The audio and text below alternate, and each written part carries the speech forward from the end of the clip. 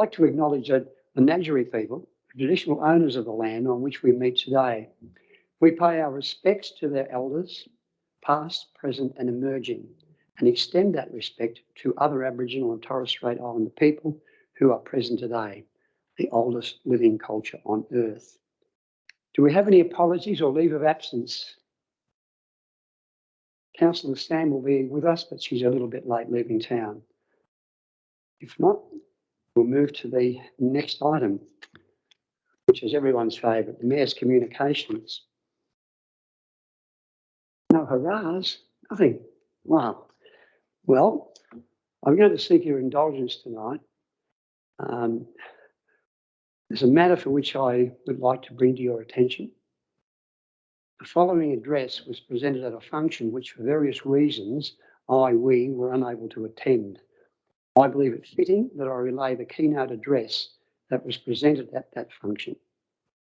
Please indulge me for a couple of minutes and let me take you back in time. Thank you for joining us to celebrate the launch of Roseworthy Gardens.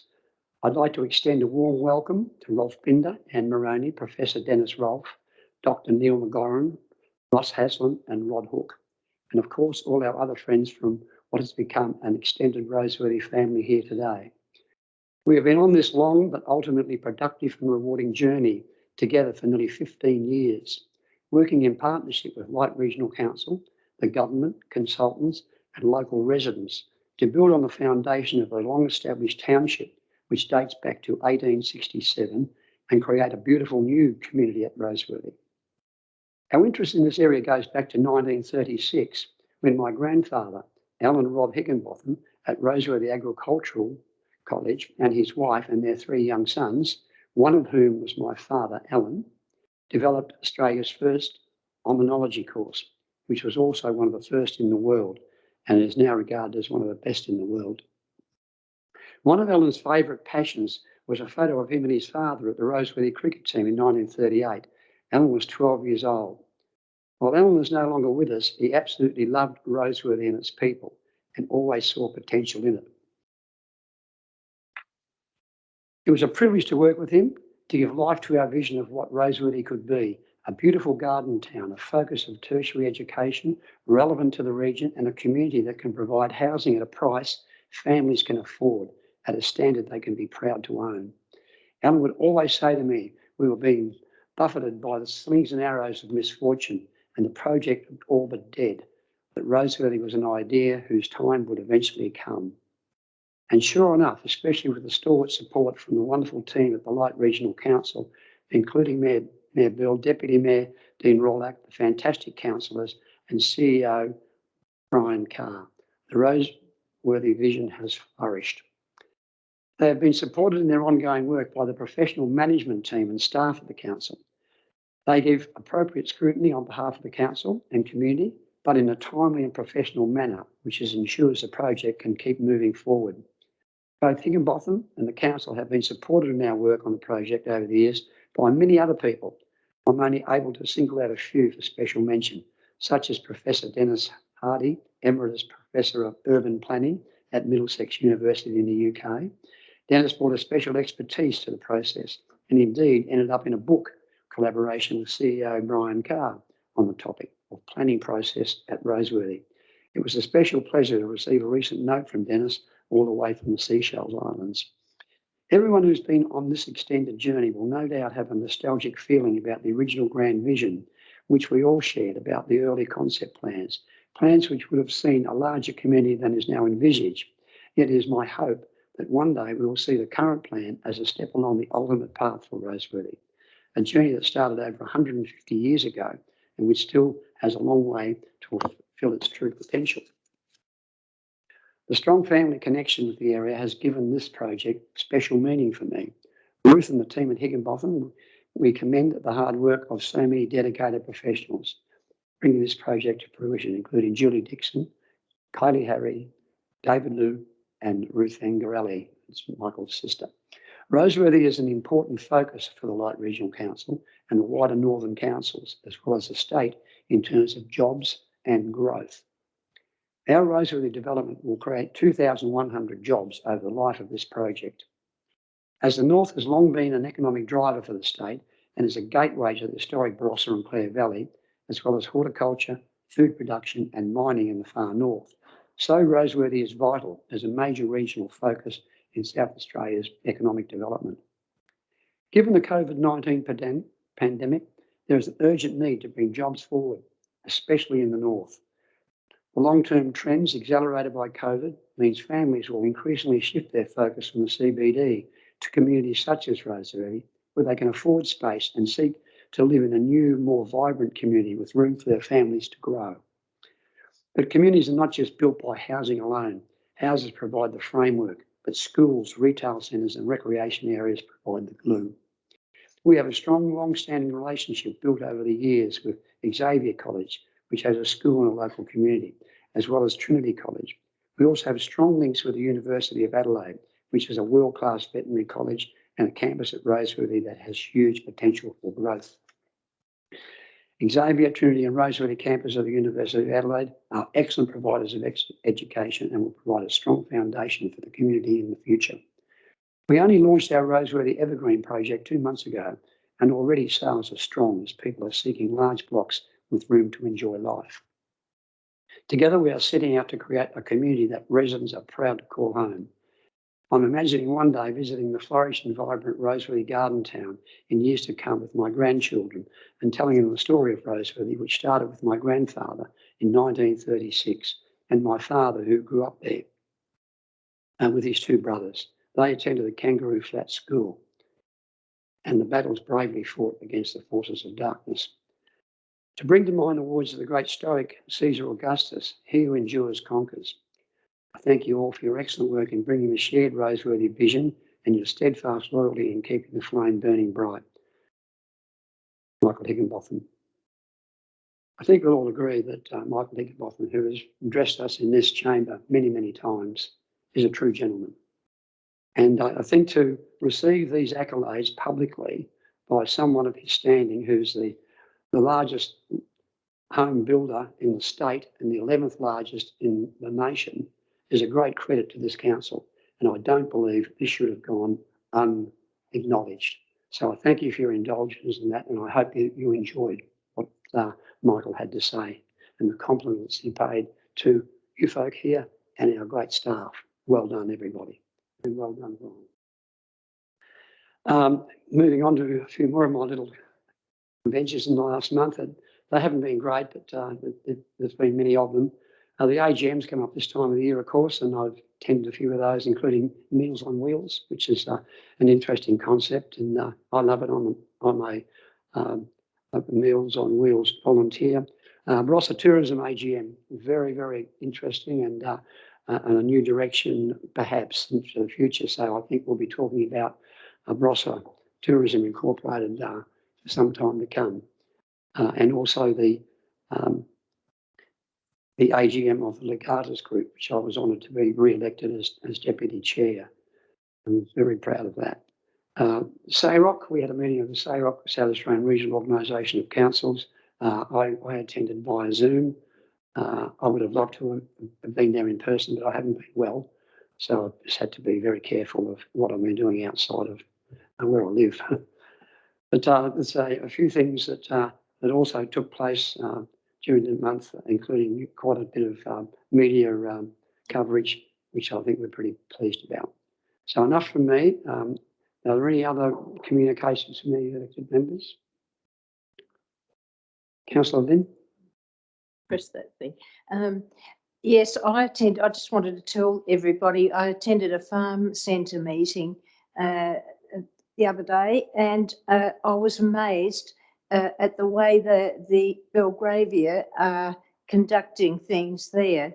They actually have 31 basketball teams in Freeling. Wow. And they haven't got enough courts, so they have to come to Kapunda and to the Rex. They also are looking at starting wheelchair sports, and they're working with the people in Adelaide. They're going to lend them wheelchairs, and that just to tell you that they are working hard.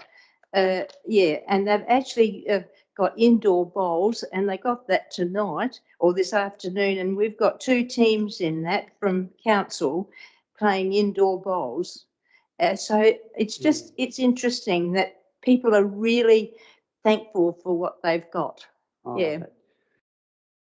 Councillor Lynn and Councillor Mark, it must be such a pleasure to know that you're involved with the construction of what we've got down there in Freeling. You know, it's eye-watering when you think what was there before. There's an old Besser brick building which was really out of date by many, many years. And to have this vision, someone had, and the great volunteer groups that are there to come together to put this together under the guidance of council staff and council support, it's a wonderful achievement. And it's something for everybody, like you're saying, for the people with the disabilities, right through to the kids. Every time I've gone past there's kids in that skate park. While they're in that skate park, they're not vandalising the shops around the back or anything else. So it's a great credit. But it's not only wheelchair for the NDIS people, it's for everybody. Sure. And Mark tells me he thinks he might have a go at it. Playing. Any other reports, councillors?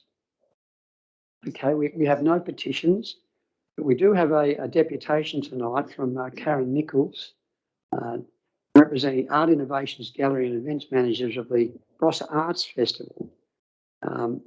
We've invited Karen to attend the meeting to make a deputation to council regarding possible funding or in-kind support for the Barossa Arts Festival and receive questions from elected members. Karen is quite familiar with the fact that, regrettably, her application for funding as such is outside of our funding period. Mayor Buell, I hate to interrupt, but I don't think we've moved the confirmation of minutes, have we? Oh, thank you. I told you I was sick.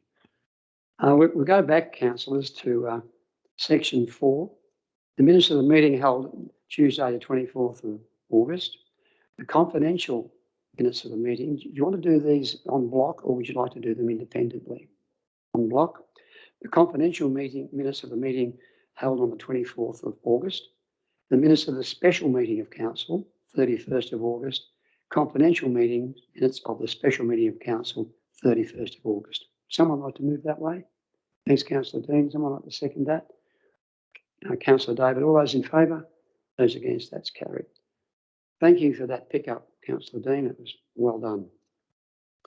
So now I'll try not to make a fool of myself any further here by introducing Karen.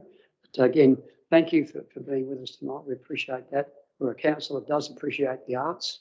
We've been involved at various levels over quite some considerable period. So we're very interested in what you have to say. Thank you. Thank you, Mayor O'Brien and councillors. I really appreciate the opportunity to pitch my idea of our event to your group and look forward to hearing how you can support us in some way.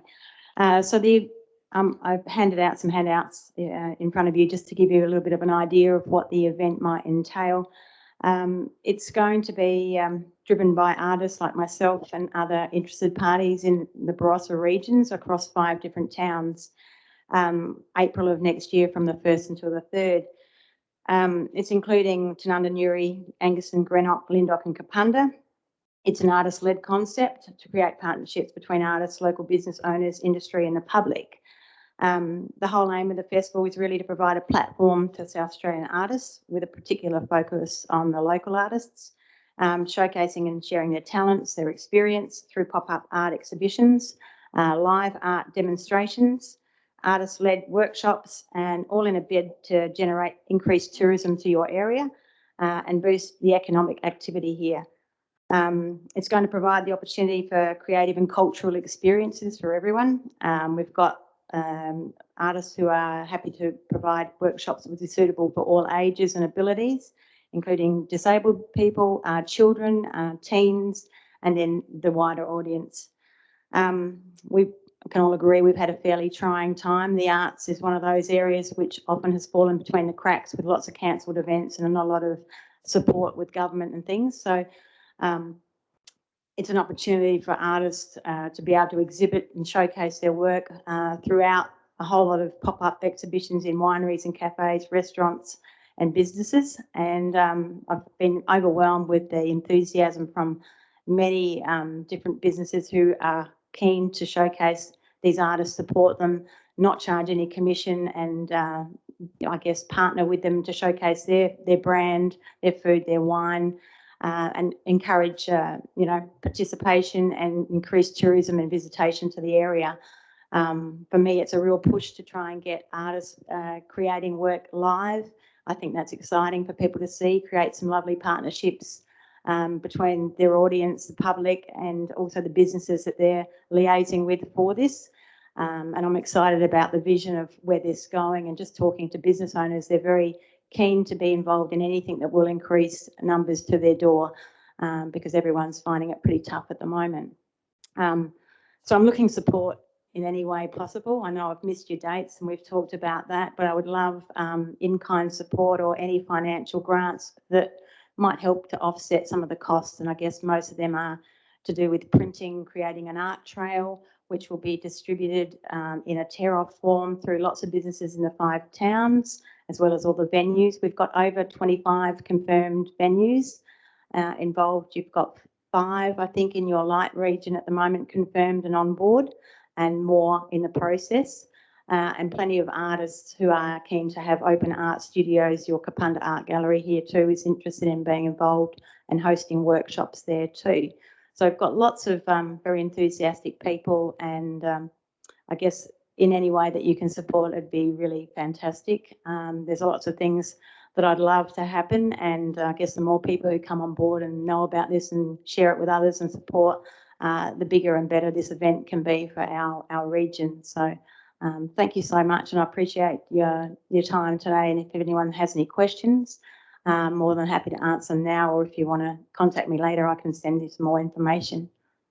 Councillors, any questions? Councillor Lim. I'd just like to know the 5 areas in our council, which are the 5 areas you've got there? So I've got Kaleski Wines, Deluva, El Stanco, Murray Street Vineyards, Kapunda Gallery and Seppertsfield and Jam Factory are all involved. Can I ask more questions? Yes. I'm wondering, what are you class as in kind?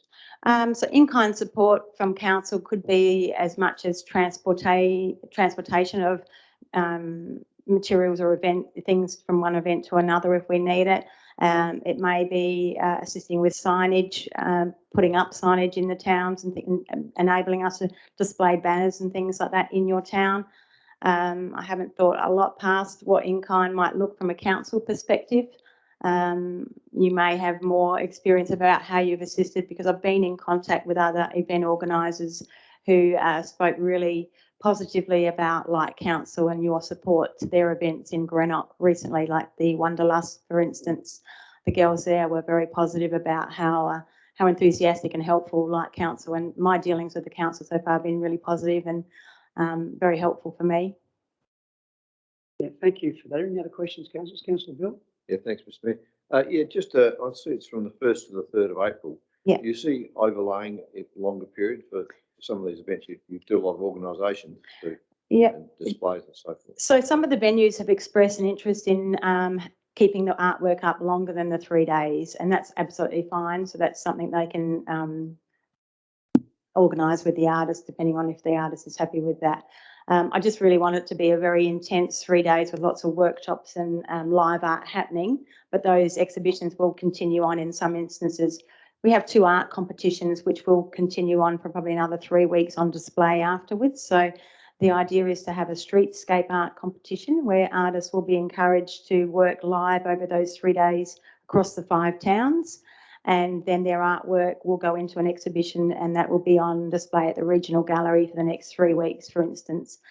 We also have another art competition using recycled materials or upcycling, which will be displayed at the Bush Gardens and for sculptural outdoor sculptures, and then possibly in my gallery in Tanunda if it's more indoor suitable things. So that will go on past the 3 days. So essentially the event is a 3-day event, although you're right, there will be exhibitions that will go on for the next 3 weeks afterwards, which hopefully will still generate more visitation, because if people can't get here for those 3 days, then it's likely that they'll come up and see those other exhibitions. And obviously when you engage a whole lot of artists and get them involved in art exhibitions, they have family and friends who are all feeling like they want to come up and support that artist and visit as well. And I've already got artists involved in different places who are coming up and booking accommodation now for April. So my idea is already working in generating interest in the area and tourism.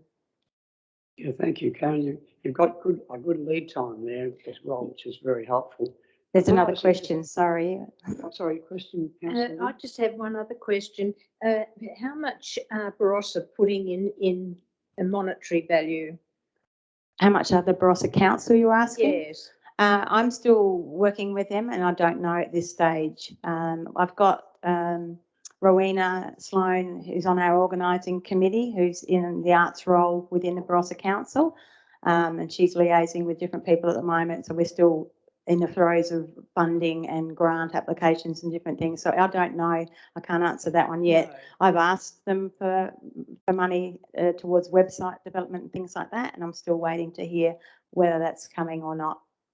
So how long before you need to know that, what we're going to submit? Obviously, the sooner the better. At this stage, we've got sponsorship requests out and things like that, and we're just working ahead and hoping the money will then come as well. We've got about 6 grants in the process that we are putting together in a variety of different places. So, you know, all of it will be helpful, but we are making sure that the event will run. Yeah, obviously, the more money that we have, then the event is able to be bigger and better, I guess. Councillor Bill? Oh, thanks, Mr. Fair. You just, you mentioned organising committee. How big is the committee? And is it? We have 6 people at the moment on our committee. So we've got got Karen Slape, who's a volunteer at your gallery in Kapunda here, who's on board and helping. I've got a range of different people with lots of different experience in different areas, which is quite helpful. Always happy to invite other people who have an interest, who'd love to be involved in any way. Very interested. Plus, we've also got one of our people involved is getting together some volunteers as well. So we would love volunteers to assist in leading up, but also in executing the event over the 3 days for sure. And it's a vision of mine that this event will be an annual event. We're putting it in the place of where the vintage sits for this coming year. And then we'll have a look at how that goes and then discuss an alternative month where it's not really busy. Obviously, we don't want to be conflicting with other events. The idea is to find a spot which needs something to happen to get more people around in that time. So, yes. Councillor Simon? Thanks. Do you guys liaise or cooperate in any way with the South Australian Living Arts Festival? And how does your event sort of extend or improve or add to what they're already offering? I was involved in Sala this year as a venue with our art gallery, and speaking to a lot of artists. I guess it's similar to Sala in the way it's done. I guess a big difference for me is I kind of feel like Sala's got really big, and sometimes the quality of the work is perhaps not really monitored as such. Anyone can be part of it, and it's maybe got too big and not managed as well as perhaps it could be. So I've heard of a lot of people who've pulled out of Sala. They've been disappointed with a few things, and I just kind of felt as a venue myself this year, I got nothing for my $280 in becoming a venue. I didn't even get a sticker to put on my door, and I think the venues that will be putting their hand up to be involved in mine will get some signage and support in that way for what we're doing, and more emphasis in my festival, I guess, on having live art, which I think creates great participation and interest, and create some lovely relationships with your audience as an artist and with the venue. And people are more inclined to support and to buy people's work if they've had a talk or they've met the artist or seen them at work, I think. So a real emphasis on the live art, I think, which creates more excitement than perhaps just going to an exhibition and not really knowing who produced it. Yeah. Thank you. Thank you, Karen. Just a basic question. Do you have a budget? We've been looking at that. Yeah, we do have a bit of a budget worked out, and obviously sponsorship and funding grants are part of that presumed budget for working with that. Yeah. No doubt we would need to see that, of course. May I suggest a couple of things that might help? Sure. our gallery here is very proactive. They do some wonderful work in there. Yeah, I've been speaking with Maxine here. Yeah. Good. I'm pleased to hear that, because if you've got their involvement, that will get the word out in this community pretty quickly, and the wider community. Mhm. Also the group, of course, and you've had conversation with the Wanderlust group and so forth, which currently are our Community Event of the Year recipients. Great skills down there. It was great. I went to it. Yeah. Oh. And I think the long lead time is really good too. So a couple little things there. So if we're able to have a look at that budget at some point, I think that would help us a lot in early determination in the future. Okay. So Thank you so thank much. you, Karen, and I appreciate taking the time to be with us. And I really wish you well with this really innovative project, because it is innovative. And if it wants to give Sala a little bit of a hurry on, so be it. Thank you. Thanks, everybody. I appreciate your time. Thank you. Thank you.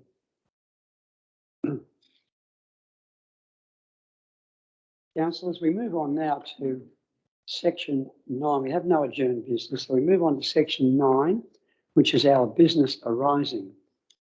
And there only matters from the 24th of September. It's 27th of, sorry, Councillor Simon. Thank you, through the Mayor. This item has been on the agenda for quite a while, 2 years to be exact. And we know, there's all these things that happened, and I see that should be some progress soon. My point is more about the fact that when this decision was made, it was predicated on the administration's advice, and to quote the exact words, that we are on the verge of securing a highly reputable naming rights partner, and that if this doesn't happen, this form of, if we wouldn't vote for this recommendation, this will jeopardize the entire deal. So my point is more about how is it, or am I correct in saying that the council or the elected membership has acted on the incorrect advice? And if that is the case, should there be some sort of accountability for that? Some mea culpa, maybe? Yeah, thank you for that, Councillor Simon. I think we've been over this particular matter quite a few times, and there's been reasonable explanation as to why we're in the position we're in. I think the economic climate hasn't helped. I don't think I'd like to be laying the blame game at this point on anybody. I don't think that's fair. The Farm Centre itself is working particularly well, which in its own right will make it so much easier to get that major sponsor. But I think anywhere you go at this particular point in time, finding major sponsorship for anything is really difficult. And I don't think, and I'd be horrified to think, that our council staff are not doing their best to try and get an outcome in this area. I know it doesn't answer your question totally, but I don't think it's being ignored either. So I think they're doing what can be done in a very difficult climate. But the important thing is the centre is operating, as we've heard, very effectively. And that's the important thing. Anything further, Councillor Lynn? This was discussed at our farm meeting last week, and they are having a little bit of success with naming rights, but it's changed the way it's going to be. And I think at the next meeting, Simon will be able to explain that better. Okay. Yes, because we've through our taking on the farm fair, we've actually sold all the large sites for that. Wow. All of the large sites are sold. Fantastic. And so down the track, we'll be paying back money, and I think Karen might be able to help with that too, but Simon can perhaps explain it best to people.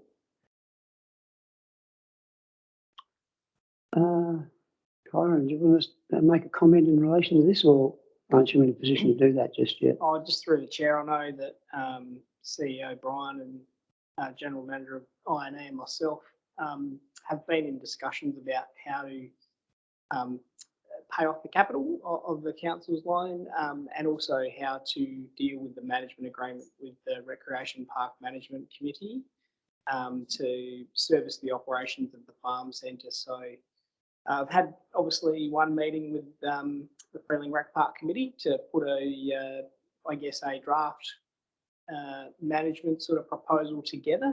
I think the Rec Park Committee have now come back to management with some resolutions that we're considering before we bring something sort of back to the council. So there's certainly some discussions underway between the groups to, resolve operations and, paying off the debt. Thank you, Kyron. Any further questions, councillors? If not, we'll move on to the 27th of January, the 23rd of March, the 27th of July. Councillor Simon. It was at the 27th of January, the second one. There's the report and strategy to offset and neutralize energy for the 2021-2023 light stimulus program. So this has been on this agenda for 8 months, and even the wording hasn't changed in those 8 times that we've seen it.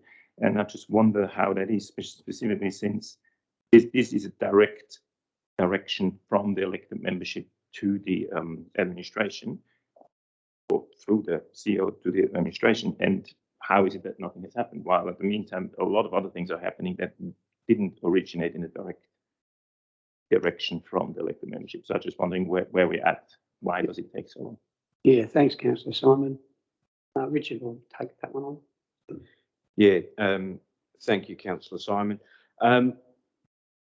We're going to incorporate that into the Sustainability Working Party climate strategy that's being developed. That is about to go to the market so that we can actually engage a consultant to assist us with that, and that will inform how this is actually dealt with, this particular motion. If I may, though, I just wondered the timing that it takes. I totally understand what you're doing. You're very busy and everything else, but I just wonder why it takes 8 months to get to this. And I do want to note that in this, what is in the infrastructure committee meeting agenda, there's a nice little thing, report by Jason Norman that sort of says that by using the Downers recon valve for our roadworks, we're actually reducing our emissions by 51.8 tons of greenhouse gas emissions, which is a great achievement. So I'm just wondering that we do have these mechanisms in place to a certain degree, and there's literally dozens off the shelf sort of programs and ways to measure how to offset greenhouse gas emissions and that sort of stuff. So I'm just wondering why it takes so long. To me, I mean, I don't want to be cynical, but to me it seems there's some sort of, I don't know if there's a resistance to it or something, but it doesn't seem to be pushed hard enough as it should, in my opinion. Thank you, Councillor Simon. Thank you, Richard. Anything further you want to add? Thank you. Move on to the, forget where I'm up to, folks. 24th of August. And that's it, councillors, for business arising. Councillor Simon. I don't know if this is the place, but if it's possible to add another one, business arising, because as I remember correctly from our last ordinary meeting, Councillor David asked where council is at with the signing and the necessary paperwork with Aqua-REIT. And if I remember correctly, the answer was that there's going to be a meeting following a couple of days' time, and then after that we will have a definite answer of where we're standing. So, and then Councillor David again reiterated the questions: are we going to get a definite answer by the next meeting, which will be today? And I do not see any sort of points in the agenda that will address that. So I was just wondering if that's a business arising that should be on there and actually should be resolved today. We've discussed that at management level. There will be a report coming up to the next meeting. And this is Aqua-REIT. There's been some movement in the camp there too, hasn't there? Yes. Anything fundamentally or just in broad terms mentioned? Well, Rob Brooks has done quite a bit of work, and he's given us some information as to how he's going to progress it. I'd rather leave it to the report, Mr. Mayor, because there's some things that we still need to make sure that we've got in line. Sure. I just heard that, and I've seen there's 2 slabs built.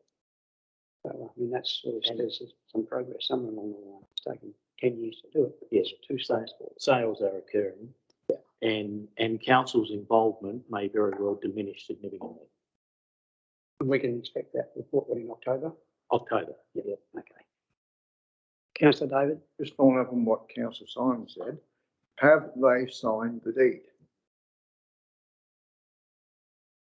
No, and I don't think they will, and therefore council's involvement will diminish significantly.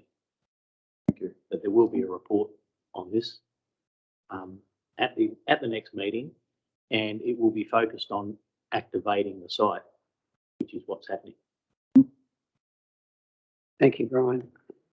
Anything further, councillors? If not, we'll move on.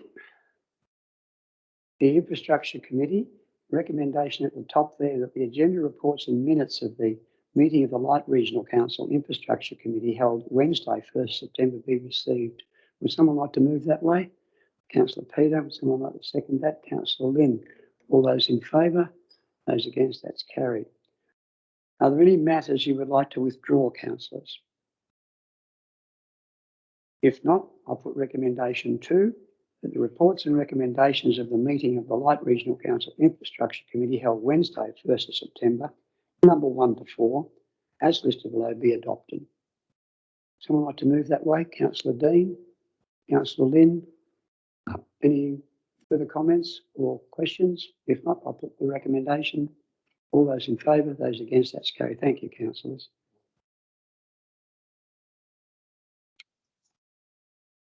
Oh, councillors, down the bottom of page 7, you will note that as part of the infrastructure meeting, there was a confidential item which we will need to consider by council under confidential session tonight in this agenda. So that's the reason why that is not included in this table at this stage, but it will be in the confidential section. Oh, okay. Come on, to move that way. Councillor Dean, Councillor Jason, all those in favour? Those against? That's carried. Thanks, councillors. Strategy Committee. The agenda reports and minutes of the meeting of the Light Regional Council Strategy Committee held Wednesday, the 8th of September 2021 be received. Thanks, Councillor Marks. Someone like to second that? Councillor David. All those in favour? Those against? That's carried. Recommendation 2. Are there any matters you'd like to have withdrawn initially? I must commend Lorinda Bailey on her excellent report. Sorry, someone asking a question? Oh, Councillor Simon. If I can make a comment, but I second what you were just about to say. So this is an excellent report, and there's a lot of work that got in there, and yeah, I totally commend that. I just wanted to make a comment that this in this round 1, we're going to be dispersing about $18,000 in kind and actual money in funding, which is actually less than 1,000th of our council's turnover. So it seems to me that to support our community financially, I think is a very important thing, and I think it really should happen as streamlined as possible. So I wonder, it's just a wonder. It seems to me that it's a quite complicated process to get this money out the door, so to speak. And I was wondering if there's any streamlining that could be done, because there's a lot of extensive work being done on both sides by the applicants and by the administration for a very little gain, to say that way. And I was just wondering if there's any way that we could streamline that process to get the money out quicker and more and better to more people. And because I know that there's people that are deterred by the complication of these applications, that they wouldn't go, fill in these huge applications, jump through all the hoops for $1,000 because it's literally not worth it. So I was just wondering if you can better answer. That's a very, very fair question, Councillor Simon, and it's not detracting from Lorinda's work either. I think what you're suggesting is how we can embrace it and support it. And I agree with you. I think it's too complicated. And I don't even know if the budget lines are adequate. I think there's a lot of things we could and should be doing out in our communities, particularly now we know people are doing it tough. So perhaps we could call for a report to come to a meeting where this matter could be discussed, maybe workshopped even in some way, to see if we can't broaden the scope of the program, get more people involved and get more funding out there to our community groups. That was exactly my sentiment. Yes. No problem, Councillor Simon. Councillor Lynn? Just on that, Lorinda dropped in a poster to me at the Opportunity Shop this morning to put up. She's working very hard in other areas as well, and she actually is having a free bus service for aged and disabled people to go to the Adelaide Showgrounds for the whole day for the Ageing Expo. And I mean, a lot of people, I put the poster up in Veerling there, and I'm hoping a lot of people will read it. But that's probably another thing that you want, sent further. Yeah. Anything that totally we can agree help with you, our Councillor community. Lynn. We need to get out into our communities a little bit more, and Lorinda is doing an excellent job. There's no question about that, and she's getting reasonable support at a community level. But I think there's a lot more we can do, but she needs the resources to be able to do it. Through the chair, she needs probably extra staff to do it because she's working till all hours, That's right. and you know that, I do. and it's very hard work. Yeah, I do, and I commend what we get from Lorinda always, and I think we can do it better though. Like Councillor Simon says, I think we just need to have a good look at it, and what are the constraints? What can we do? What in the budget area can we extend that by a bit, a lot, or what? But I think we need to do something. Councillor Bill? Yeah, thanks, Mr. Mayor. Would Craig like to make a comment about the allocation of funding? Oh, thank you, Mr. Mayor, and thanks for the question, Councillor Close. Yeah, look, it's a process that I guess I had a couple of comments on just from my observations over a number of years, and Lorinda's, in my view, has done, and my estimation, has done a stellar job. Not just in the administration of the process, but also in continually reviewing the grant funding policy and preparing the handbooks that go with it. This arrangement was, to my understanding, put in place many years ago really to have a process, so the council wasn't just receiving grant funding applications ad hoc, and it brought some structure around that so that there was a governance element to the way that these sorts of public dollars could be allocated. But it does necessitate a certain amount of, dare I say, bureaucracy and a process of application review, criteria and assessment. We're always happy to hear feedback about how that process might be changed or improved to get more efficient outcomes, or even to broaden to areas that aren't necessarily being covered. And just on that point, one of the matters that we looked at the last strategy committee was responding in the event space to some changes that we've noticed as administration in terms of the types of applications that are coming in. And we heard from Ms Nichols about that type of thing tonight, where there is a tourism aspect to this and there are economic outcomes, economic development outcomes that aren't really comfortably fitting in the structure of the process that we have just now, where the metric might be a little bit different in terms of the dollars you're putting in, generating dollars in the economy elsewhere. And Kyron's much better placed in his area to perhaps to guide us in that space. And we're looking at how we might do that. So in a roundabout way, what I'm saying is more than happy to have feedback. It is, I think, still needs to be a process in terms of how it's administered. But I do compliment again Lorinda's stellar work in this space, and we are in fact about to look at the recruitment of some supporting staff, as was funded by council in the budget process. We will be kicking off soon. So if we are to prepare a report, I'd perhaps bring that back through the committee, the strategy committee, Mr. Mayor. And in the meantime, if there's some feedback that you're happy to provide us, that you're hearing from your constituents in the community, I'd appreciate that to help us prepare some reports, background in that space. All right, thank you. Thank you, Craig. Any further questions, councillors, or comments? If not, we'll move on to 11.1, reports for information, the top one. Oh, sorry, recommendation 2, councillors. Forgive me tonight, I'm not well. The recommendation 2 is that the reports and recommendations of the meeting of the Light Regional Council Strategy Committee held Wednesday, the 8th of September 2021, numbered 1 and 2, below be adopted. Thank you, Councillor Simon and Councillor Bill. All those in favour? Those against, that's carried. Thank you, councillors. Okay, we move on now to 11.1, Barossa Contemporary Festival for the Curious, reports for information. Any questions for councillors? And we note we got some very colourful literature in relation to this quite exciting time that's going to be presented in the surrounds of the Barossa region. No comment. Okay, we move 11.2, monthly financial report. Questions in relation to that, councillors?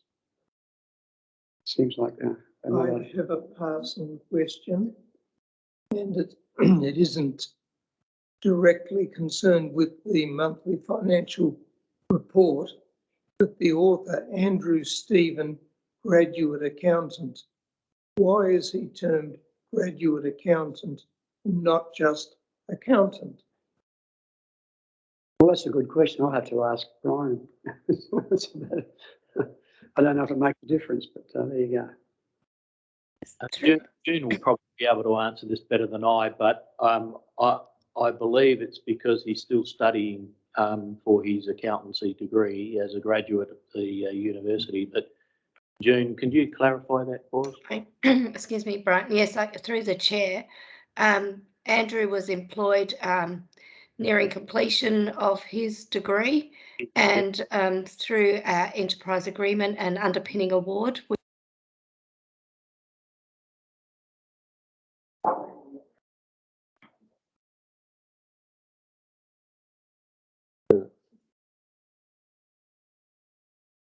I think we can.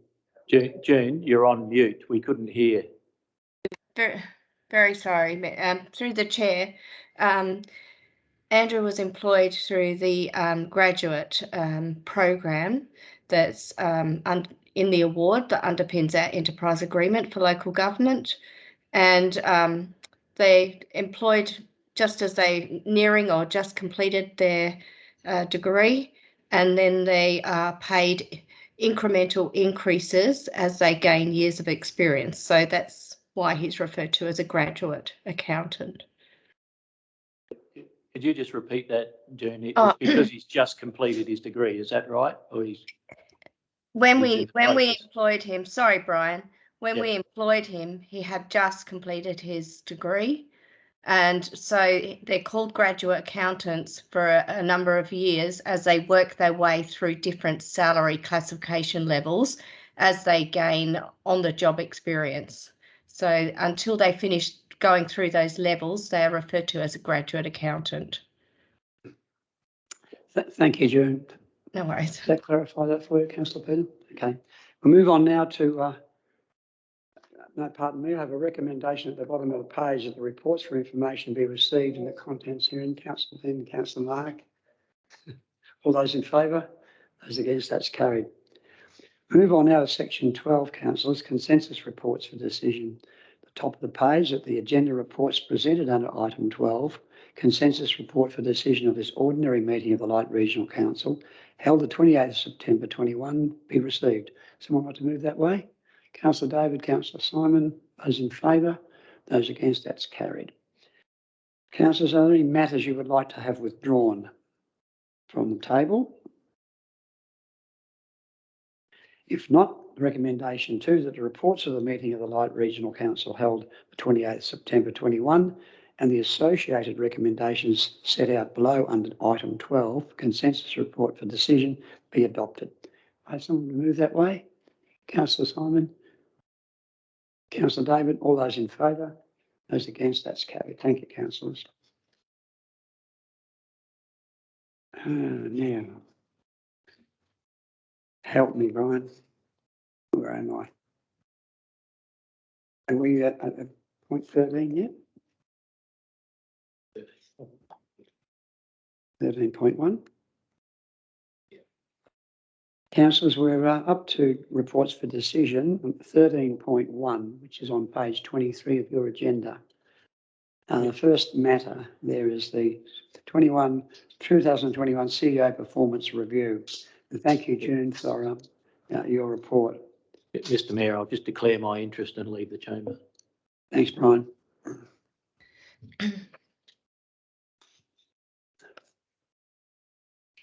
Council, I've been up for discussion. Are there any comments or discussion in relation to this matter or the recommendation that's been put?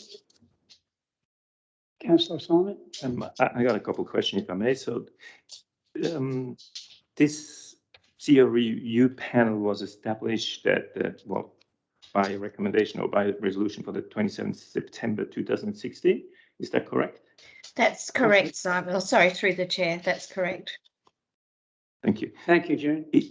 Are the members of said panel still Mayor Bill O'Brien, Deputy Mayor Deanne Rolack, Chair of Infrastructure Committee Peter Kennelly, and Chair of the Strategy Committee Bill Close? I Yes, understand it's correct. yes. Is this? That's correct, Simon. Thank you. Is this an exclusive panel? That's the 4 people on this panel, or is there anybody else participating on the panel? Well, I think it's up to the chamber to decide that. That's what we're here for. If people have got an issue with the composition of the review panel, I think we raised that point. I'm not too sure, and June might be able to correct me. Are there any legislative requirements for this panel, June? Through the chair, no, we do not have to have a separate panel to discuss the CEO's performance review process. It can come directly to the chambers if that's what people prefer. Well, I think the team of 4, I guess, was to probably streamline the process somewhat so that matters could come back to the council in a fairly sort of. Councillor Dean? Mayor Bill, from my recollection, at the start of our council period, we set up all these committees that was set up and passed by council at that stage. So if we were to vary that, it would presumably require a motion from council of some kind or other, wouldn't it? Mm. Not sure just what the process would be, but that was the deputy of that at the time when it was some councils were new, so may not have realised the implications of that at the time. So there's that aspect of it as well to consider. It doesn't play much of a role, from my understanding. I mean, I can't recall last time we met exactly what took place, but I don't think it has much of a role to play in the appointment of the CEO or the extension of the contract, apart from being the vehicle to drive what's happening back to the chamber. But correct me if I'm wrong. Councillor Lynn? If I remember rightly, we did discuss this when we set this committee up, and it was there was a lot of discussion about KPIs and who should set them because of what had happened with a previous CEO setting his own KPIs. And yes, well, we had big discussion about that, and we just felt at this time when we set this up that this was the best way to do it without too many people on the board. Yes, so that's the way I remember it. The independent consultant comes back to council with his recommendation and whatever anyway. So it's a council decision one way or the other at the end of the day. As I mentioned, I hope I'm right. June, correct me if I'm wrong, but the review panel is basically a vehicle for these things to happen so it gets back to the chamber, but not a decision-making vehicle. That's correct, Mayor Bill. The panel was designed to come up with some KPIs with the support of an independent professional, and then to bring the draft KPIs back to the council in a report for the whole of council input and decision. So it was to streamline the process. That was the aim of having a smaller panel. Yeah, thank you, June. It was never the intent of the panel to work out those KPIs. It was there to follow the advice from the consultants to go back to the council as a vehicle. Yeah. Councillor Sharon. I just remember also that we were invited by the independent person who was. That's right. I mean, and we were asked, yeah. all asked questions privately in a private meeting, and then that was recorded, and then that was also part of it as well. So everybody, every elected member got some input into it. It's a very robust process. Yeah. No doubt it should be. Councillor David? I just don't see the relevance in having a committee of 4 people when it's all going to come back to the full chamber anyway. Someone's got to get it back. Yeah, but surely that'll be presented by one of the senior managers of the staff to the full chamber. And I don't see why we need a review panel of 4 people that will look at those KPIs would be set by the professional, obviously, that we engage to organise the process. So Okay. surely then he just presents his report back to the full chamber and we move on. Seems a step in the road that we don't need in my book. I might be wrong, but that's the way I see it. Councillor Lynn? As I remember, the same as Sharon, that they did a 350, hey? 360. I always get that wrong. But they did a 360 and everybody on staff had to make a comment, and that is time consuming in itself. And that's why I think we talked about not, just keeping it to this smaller group and doing it like that. But at the end of next year, this will come back to the council again, and the council will be able to decide how they want to go. That's the way I understand it. Is that right, Dean? Yeah, thanks, Councillor Lynn. Councillor David's question and recommendation is certainly has merit. I'll put that to you, June. Do we actually need the panel of 4? Or is that a bit of a it really, to do without? through the chair, it's up to council. I mean, I'd be happy to work with Rob Wallace, who probably has a template for local government, because he undertakes this task as part of his service, and put a draft of KPIs to be included in the 360 degree surveys that go to all elected members, and the council as a whole could make a decision if they wanted any KPI improving or changing or additional ones added. So it really was to try and streamline the process originally, but either way, it is fine, really. So you're saying that we don't really need the panel? I'd be happy to take direction from council and work either way, directly with the consultant or continue to work with the panel. Thank you, June. Councillor Dean? Mayor Bill, my understanding was the panel was just assisted in the setting up the process. Every councillor gets an opportunity to have an input once the process is set up, and that's a really important part. So it's probably a bit of a wasted discussion, I think, in a way, because we've got a recommended process. It's already been recommended. So now we just do it and put our input in.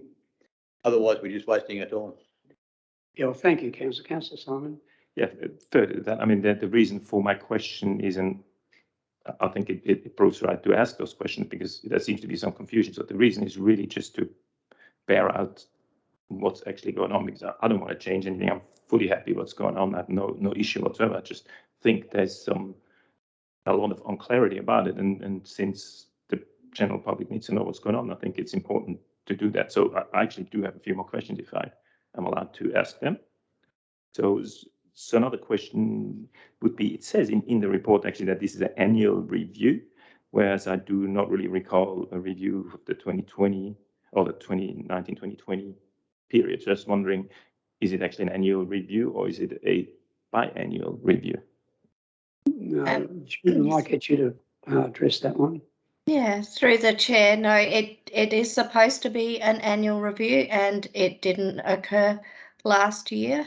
I guess multiple reasons, resource constraints, COVID, everything else that went on. So it didn't occur, and it is supposed to be annual. That's all I can say about that one. And also with regard to Adam Kennedy, I'm not sure what happened, why he's no longer in business with AIM, but the panel originally put a contract in place to engage Mr. Kennedy, but I tried to contact just to finish out the 4-year contract, and yeah, he's no longer working in the industry. So It's a bit difficult, but no, we need to do an annual review. That's all I can say there, Simon. Thank you, June. Thank you, June. Does that answer all the questions? No, it doesn't. Councillor Simon. It still doesn't answer all the questions. I have one more at least. So thanks for that answer. It does answer that specific question. The question is, who is Rob Wallace, and obviously how was he chosen? And really the one thing that's probably more important, again, it's just about transparency. I have no issue with any of it. Yes. This guy has been in business for 25 years, and our CEO has been in business for... Councillor Simon, we're stepping into operational grounds, I think, when we start saying who the staff can engage and who they can't. No, but if I can make my point, to respect my point though, is this needs to be an independent person. Both of these, as well as Rob Wallace, as well as the CEO, have been in business for a long time in a small town called Adelaide. So I wonder if they're not personally known to each other, and how can we guarantee that there's no personal connection between the two people? Through the chair, I'm happy to answer the question. In line with council's procurement policy, we are allowed a single source procurement at that level of expenditure. So the cost is for the service is $3,000. Our previous contractor was $4,000. With regard to whether they know each other, certainly we've engaged Rob Wallace at council before, who's facilitated our enterprise agreement training with staff and with management who are participating in those negotiations.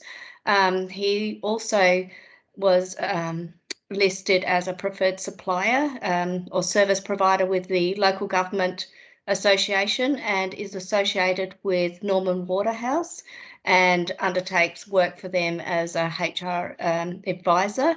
I have known Rob personally since the 1990s when I worked at Adelaide University, and he was a union industrial officer actually, and is very experienced in industrial relations law. We also sourced a quote from MacArthur Management, who used to undertake this task prior to Adam Kennedy, and their quote was similar. And based on the process that they used to undertake, at the time the elected members thought it was quite complicated and wanted a more streamlined approach, which is why we engaged Adam Kennedy, and Rob Wallace said he could undertake the similar sort of approach to round out the 4-year process.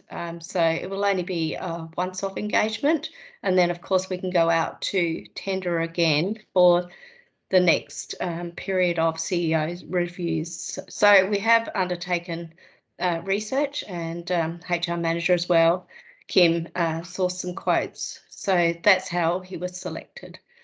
Thank you, June. I think Richard might like to comment. Yeah, look, just in addition to what June has just said, I think Councillor Simon's question is very much around the conflict of interest. And this was something we've actually identified in our procurement process over the last couple of months.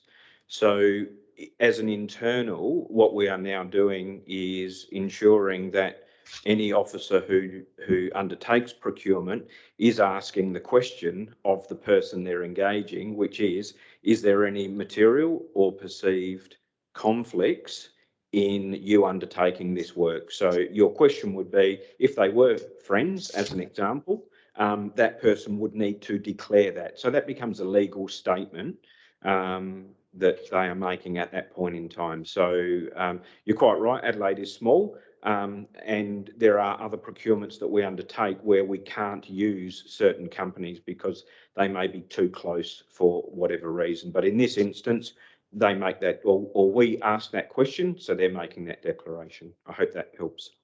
And through the chair, Simon, to the best of my knowledge, I don't believe they are have a professional relationship of any sort at all, really, just based on experience and ability to do the job. Thank you, June. Councillor Dean.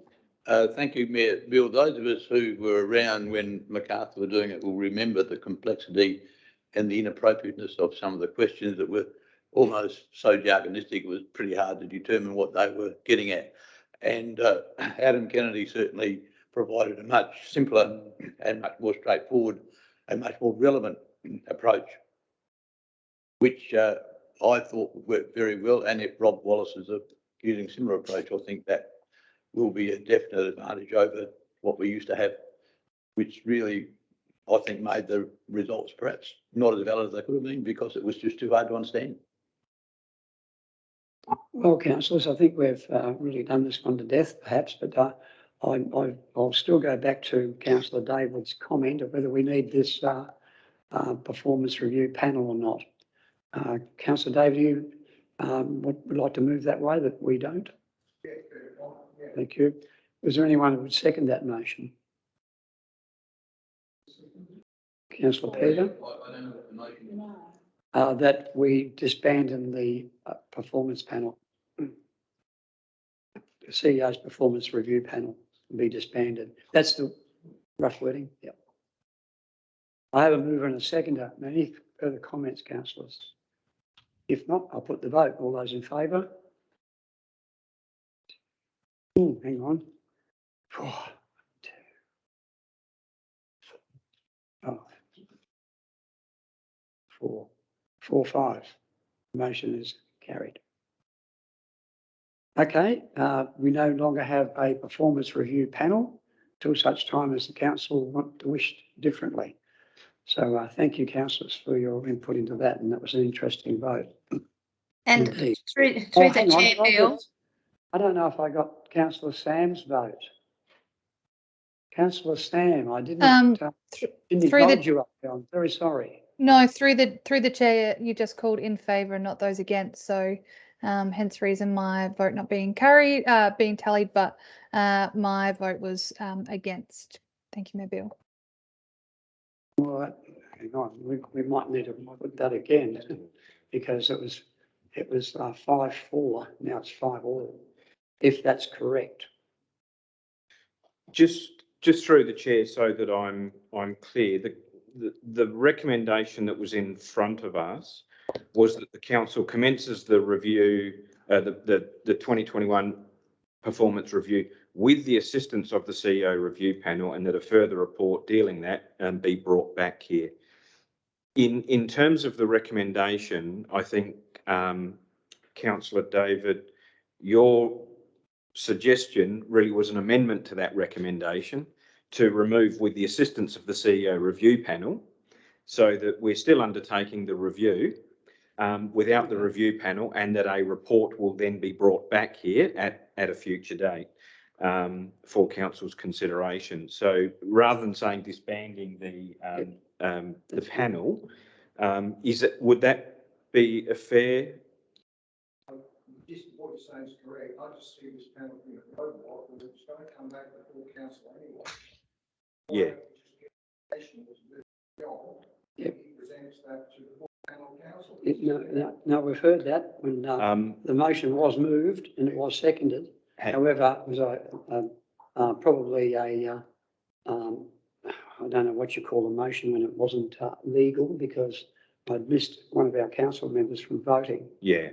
So it was an invalid vote.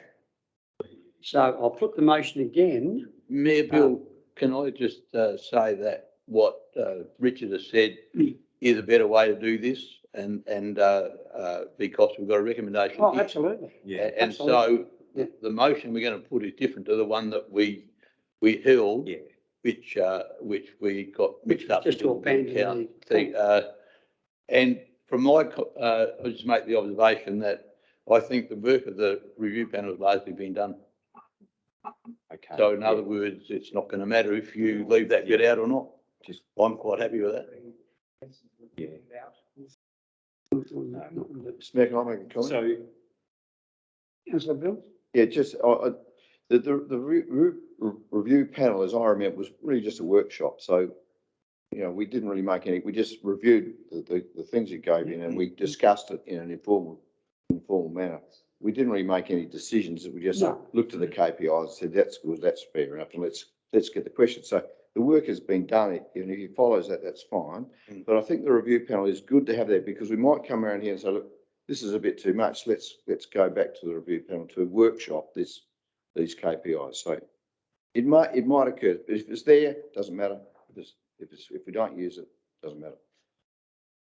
Just meeting procedure here, and what comes first, councillor David put a motion up that says that council consider, not consider, council abandon the CEO review panel. That was basically what was put. Was my understanding correct? Yeah. No, I need the words. I don't need robots or anything else. I need the words. I was, yeah. Yeah. Yeah. Yeah. Well, I fully recognise what you're saying, but I need the words for the recommendation, because we've got a 5-5 vote. I think I was a bit unclear at the time whether it was a motion or whether it was a recommendation being put. At the moment, we have a draft recommendation there that it wasn't moved or seconded, and as such, we can put whatever we want there. So I suppose if we just turn it back 5 minutes and ask that question, because I think, Councillor David, it is about whether the review panel is involved or not. So I think in the spirit of fairness, it would be that an amendment to the recommendation that is in front of us to remove, with the assistance of the CEO review panel, if we were to remove those words, it should read that the council commences the performance review and that a further report detailing the 2021 performance review process be presented at the October council meeting. That essentially was the recommendation that Councillor David would like to put. And I think, Councillor David, you've made a, you've moved that. And I think Councillor Peter, you seconded that. Correct. So I think hopefully everyone should be clear on what that recommendation is now on the table. Through the chair, we didn't, the recommendation wasn't put to us at all. No. And so we haven't voted on that. No. yet. We're voting for it. I think Councillor David has asked for But through the chair, the amendment becomes the motion. That's right. That's what we're voting on now. and that's what Right. would be now. We're voting on the So amendment. we're very Yeah. It's become the motion. Yeah. It removes the words, the assistance of a review panel. Yep. All those in favour?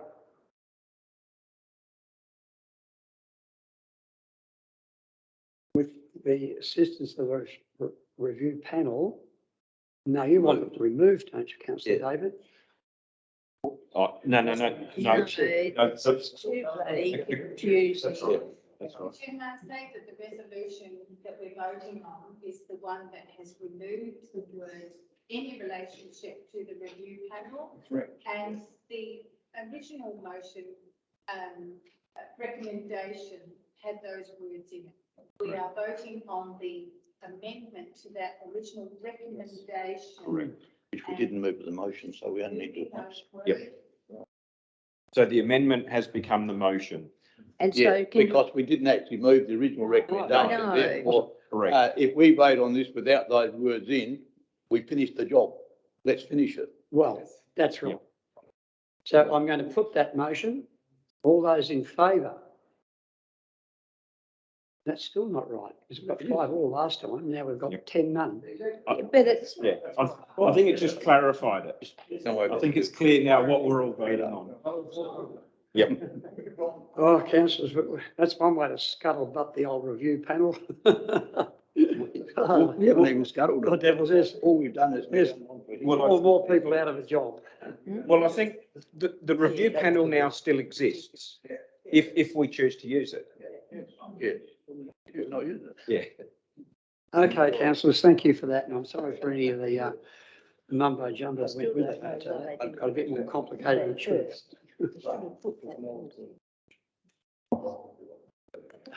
Good, we can. Just move on, it was all right. Yeah. Yeah.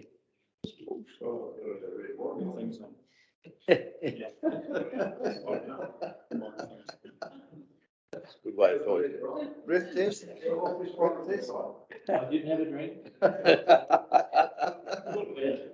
You need one this, this. That's what I had a big nose.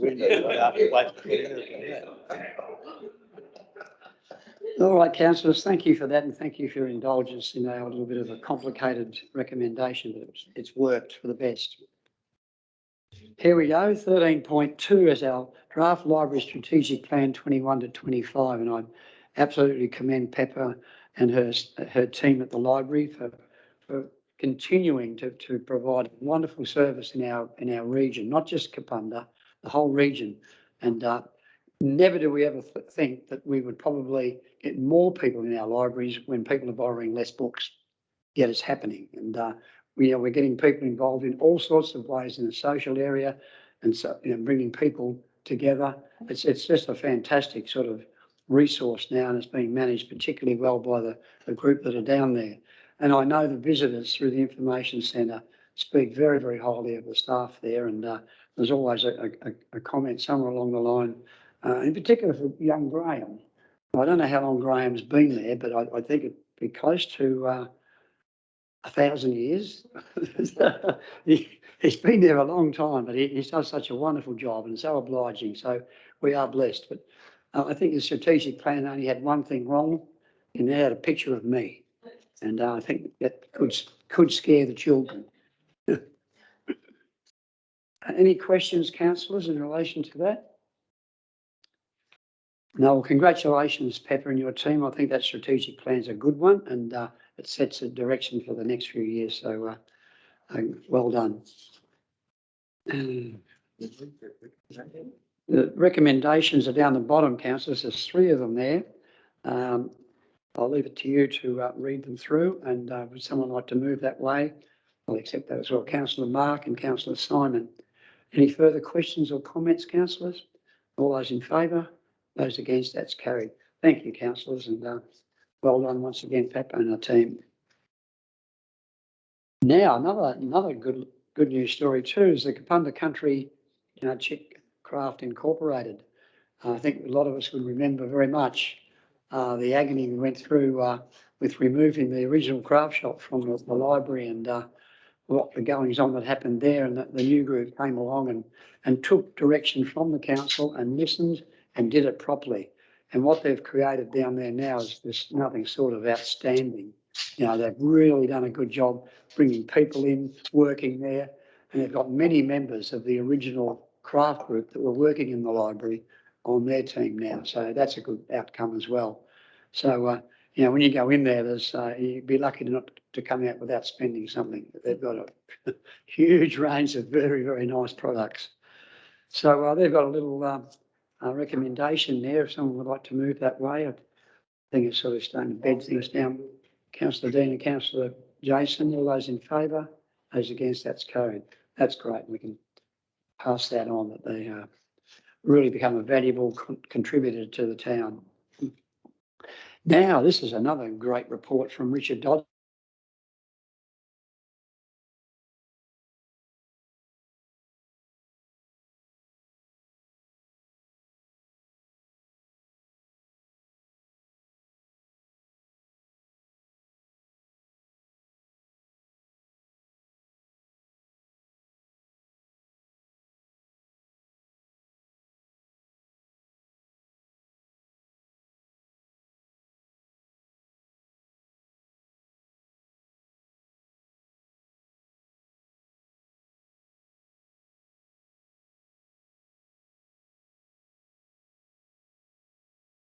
See bag.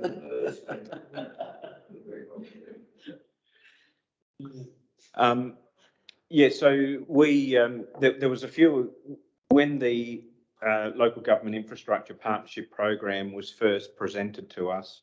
It actually created some issues with what we thought might and might not get funded. So we adjusted that funding program slightly, and we We actually took Muddlawirra Road out of it, and on the basis that we would submit Muddlawirra Road under the Special Local Road Program. And so we've now, obviously, with the most recent announcement, been funded for Muddlawirra Road. Well, that's the remaining portion of Muddlawirra Road. You know, as I've got in the report, we're very much now on track delivering the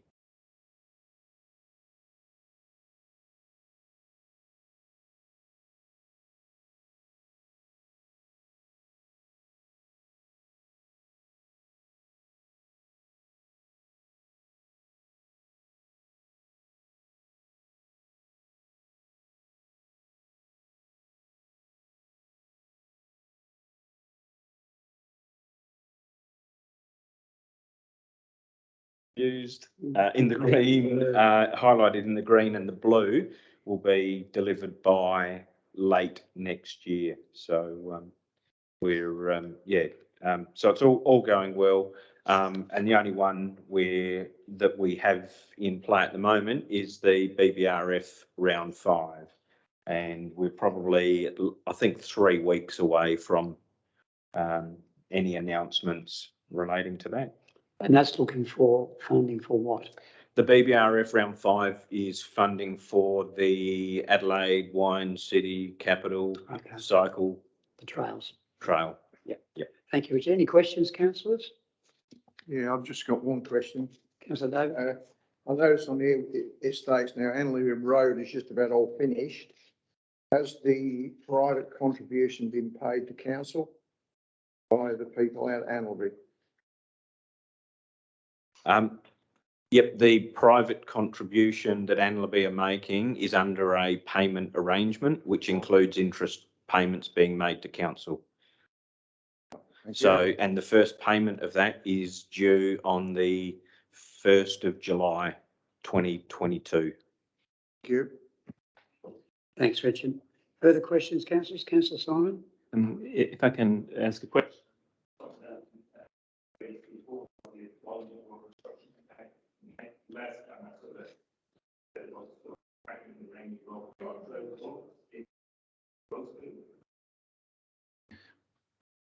I just want a question to the quality of road construction, which I've brought up previously about, especially about Guardrail Road in Roseworthy. There's some cracking in a brand new road. So now, on top of that, I see there's some patches that are being replaced. Again, this road is not even a year old. And then, probably even worse, the brand new College Road, which, by the way, is a beautiful road. It's lovely to drive on. It's awesome. But even before it was built, it was clearly visible that there's a drain running the whole length of it.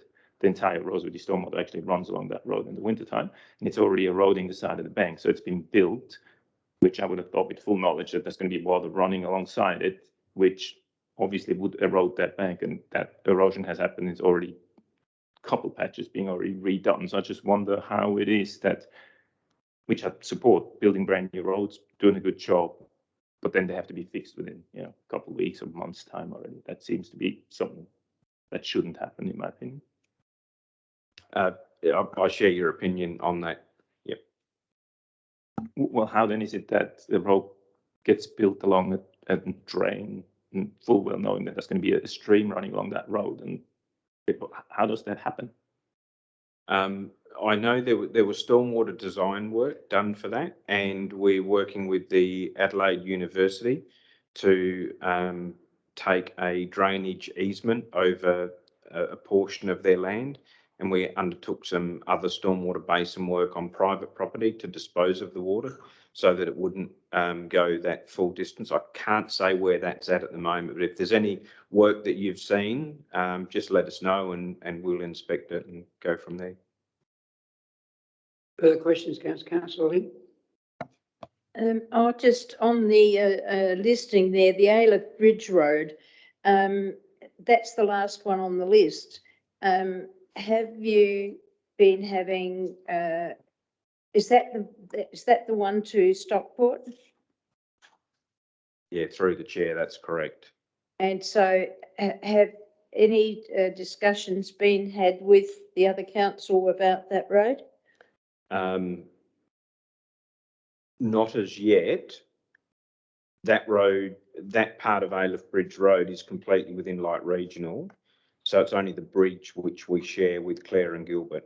And that's in a bad state. It's got a great big hole in it. It's got holes in it and it's not in a good state. The bridge. Yeah, the bridge will be or is on our short-term grant funding program for upgrade / replacement. That's the bridge. The bridge. But what about the rest that's on our side?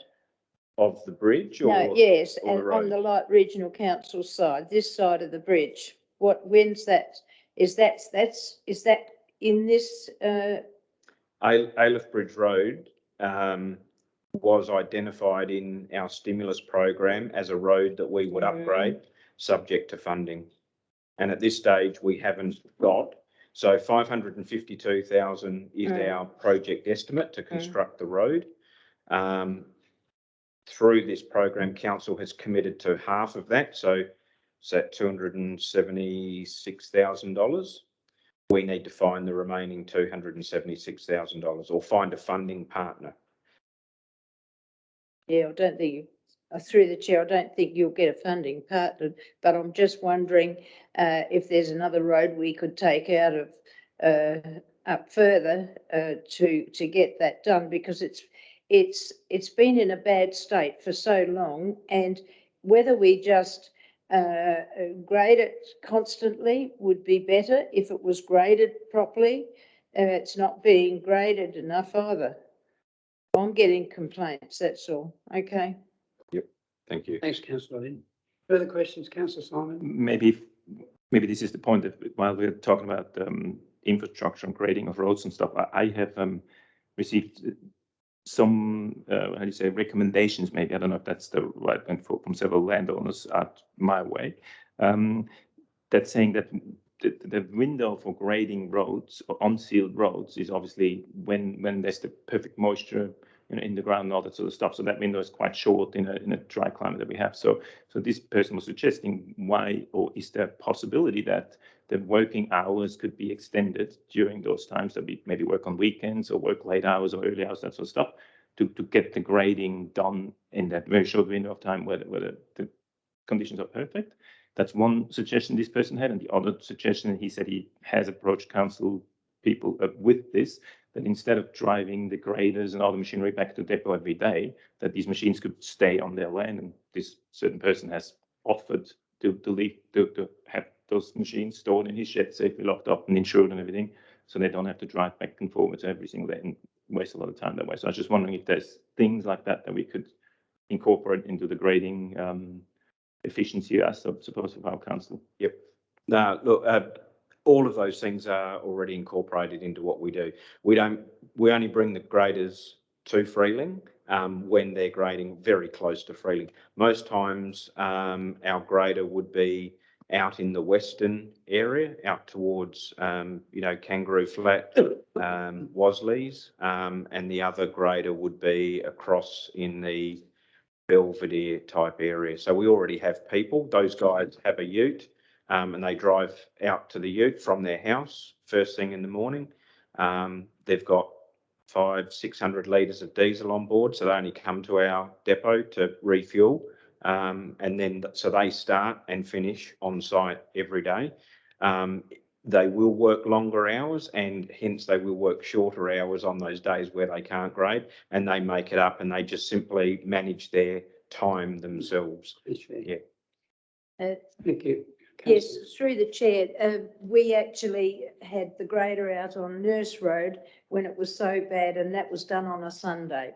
So they are working on a Sunday, aren't they? Yeah. Apparently.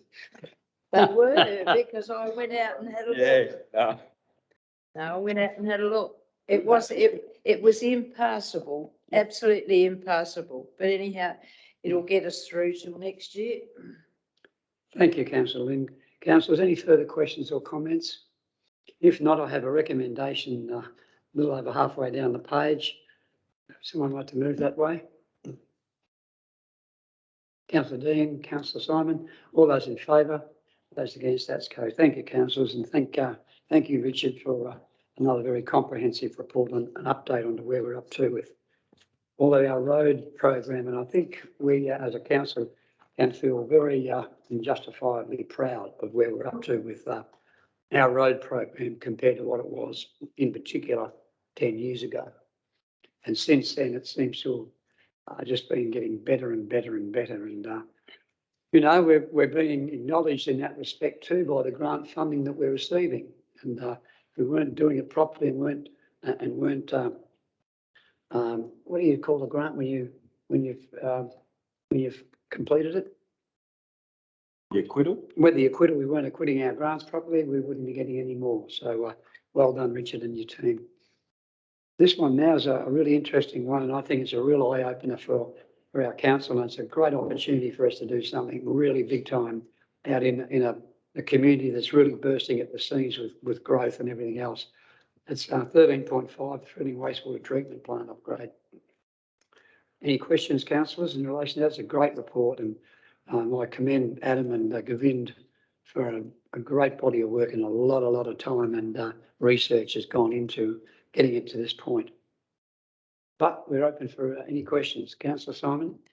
I second what you just said then. I think it's going to be a great outcome, but I'd just like to ask a few questions if I can, again, just for clarity. So first of all, so was this plant originally designed to receive raw sewage, or was it always designed to just have common effluent going into it?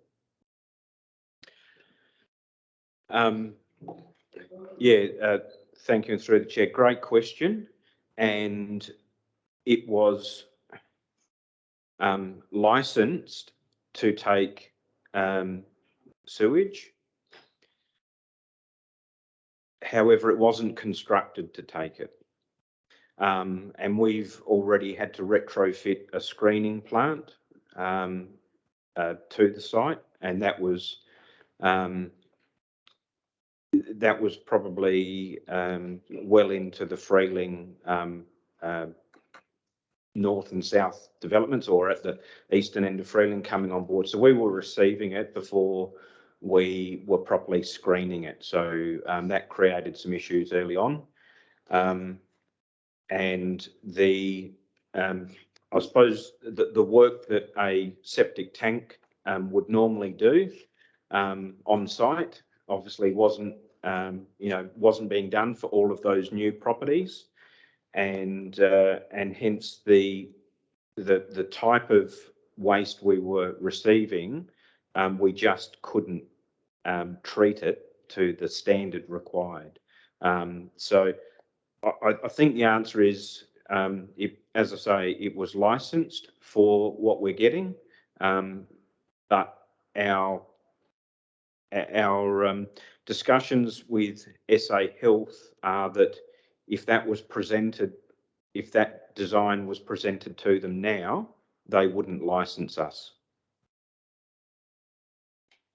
Thank you, Richard. Any further questions, Councillor Simon?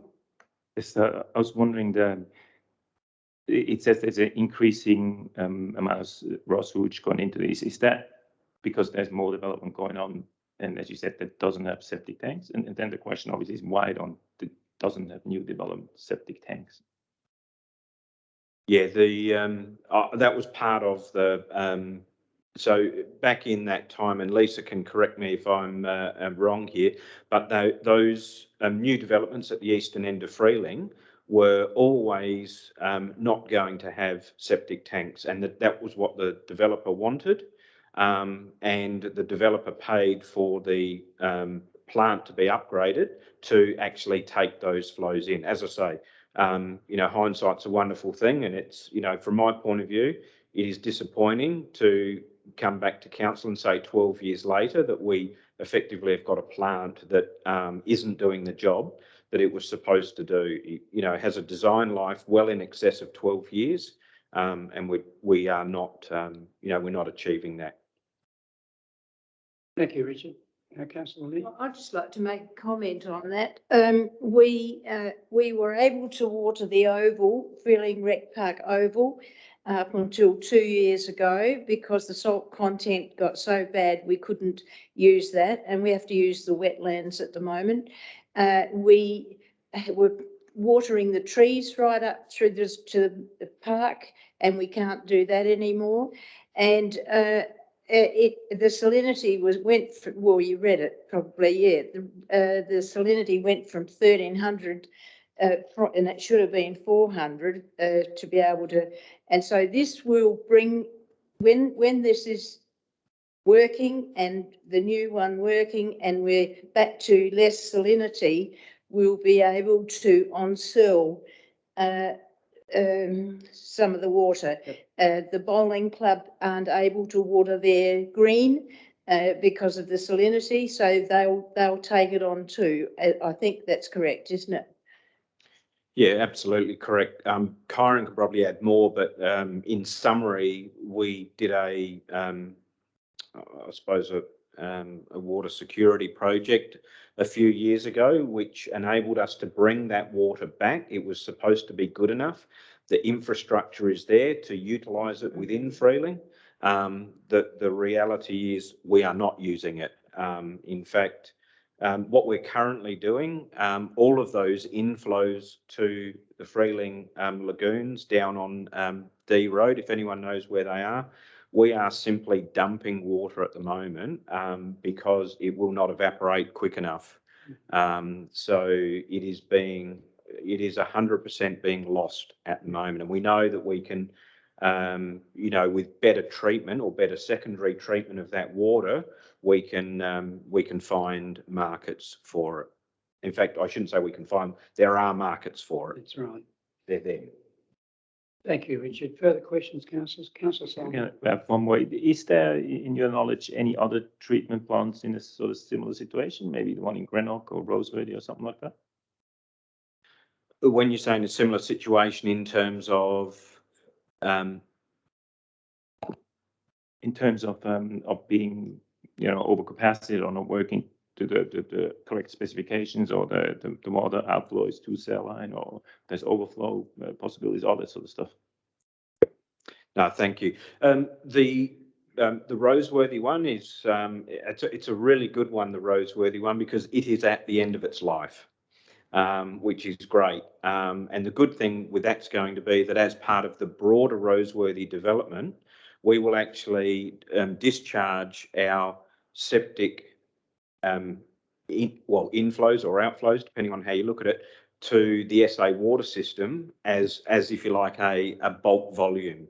So rather than us treating that water in the future, we will simply pay SA Water to discharge that to their system. So from our point of view, it'll work really well. So we will then only look after the pipes and the pump outs within the original Roseworthy township that's on CWMS. So that's a good thing.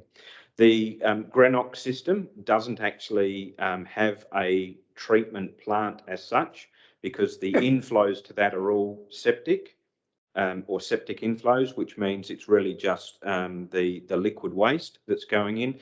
But we will be looking to dispose or discharge that water, hopefully to a buyer, because again, we're not using that to its full advantage at the moment.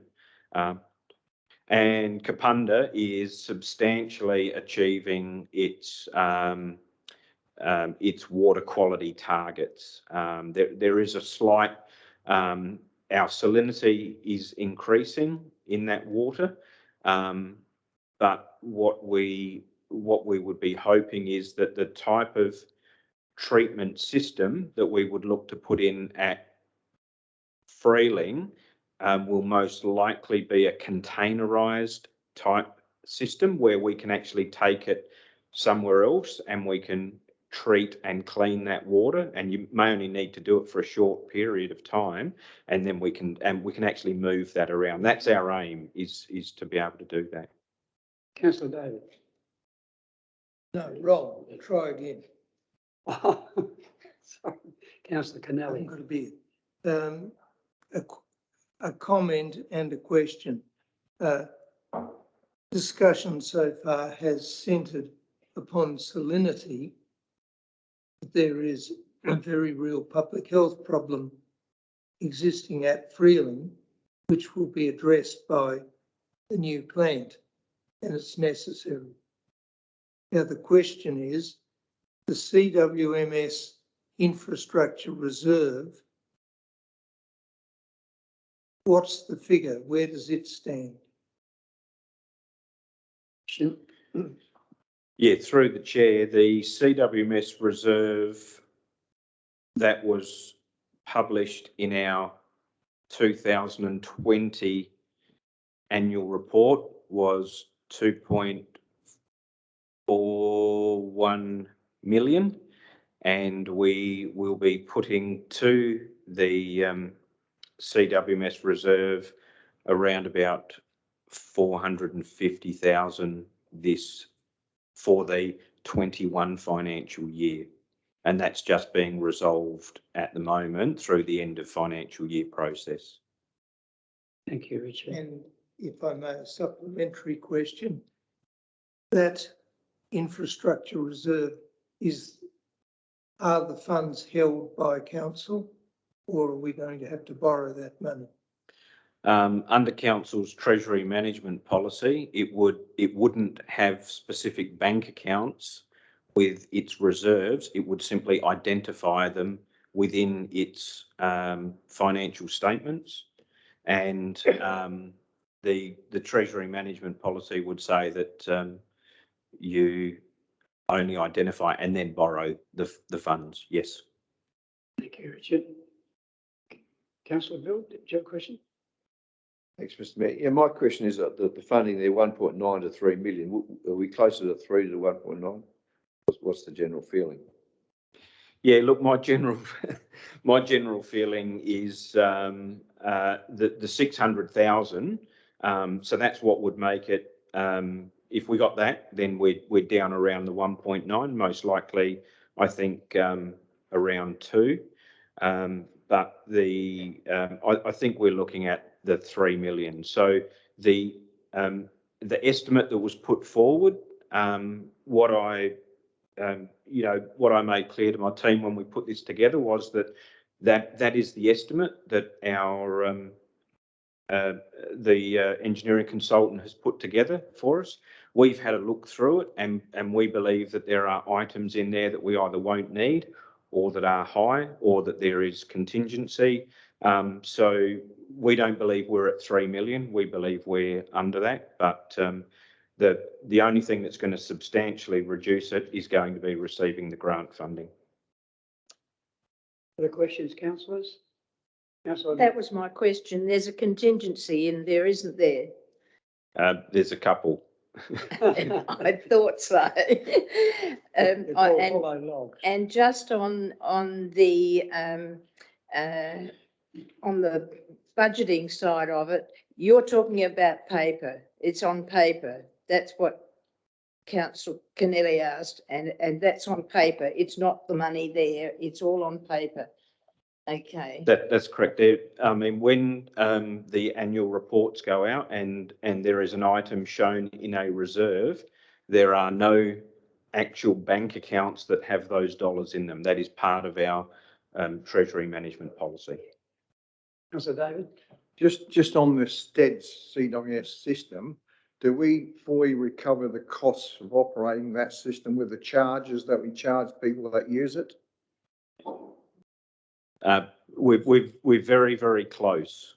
We're very close, like how close? Well, currently we're charging $570. Yep. And, what would we need to break even to say? Probably 580, 590. So we're pretty close.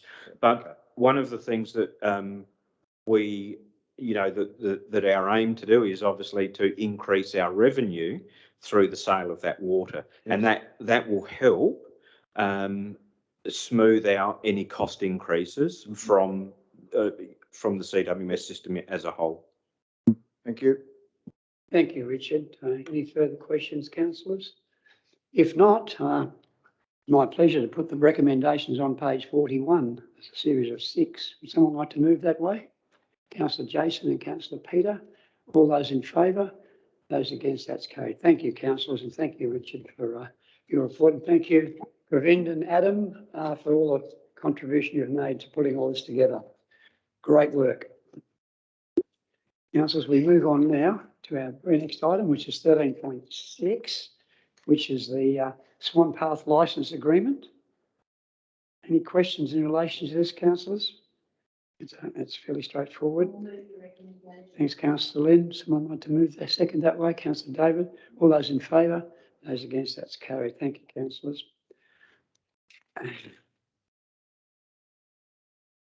Now we're moving on to 13.7, which is the lease renewal and revocation of land status, lot 16 Rosedale Road. I'm not sure if this has come to council before or not, but are there any questions, councillors? Any comments? If not, I'll put the recommendations 3/4 of the way down page 50. All those in favour? Oh, sorry. Would someone like to move that these recommendations be adopted? Councillor Lynn, Councillor David. All those in favour? Those against? That's carried. Thanks, councillors.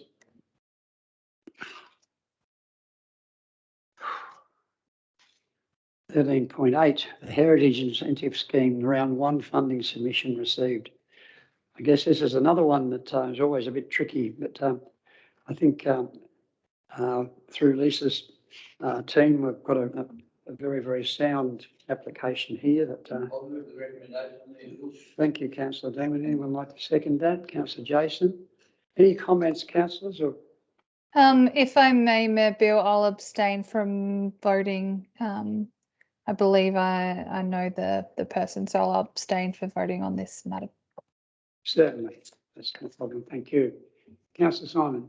I just want to make a similar comment, the same comment really that I had earlier, that I think there's much more that could be done. We could support people that do heritage improvement to their houses or their businesses or whatever a lot more than $1,000, because $1,000 doesn't go very far.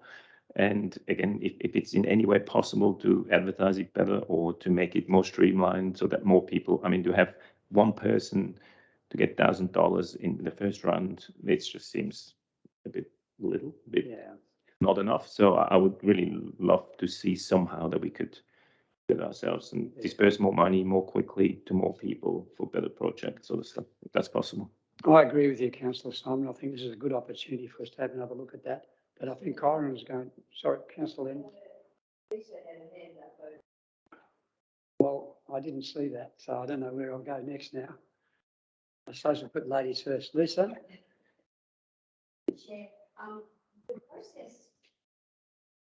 process for receiving the grant is actually relatively simple. It's only an application form and the provision of 3 quotes. So we don't ask for a significant amount of information, but something that I have been grappling with the last 2 rounds is I think $1,000 is insufficient, and I think it's probably warranted now that we probably look at doubling that.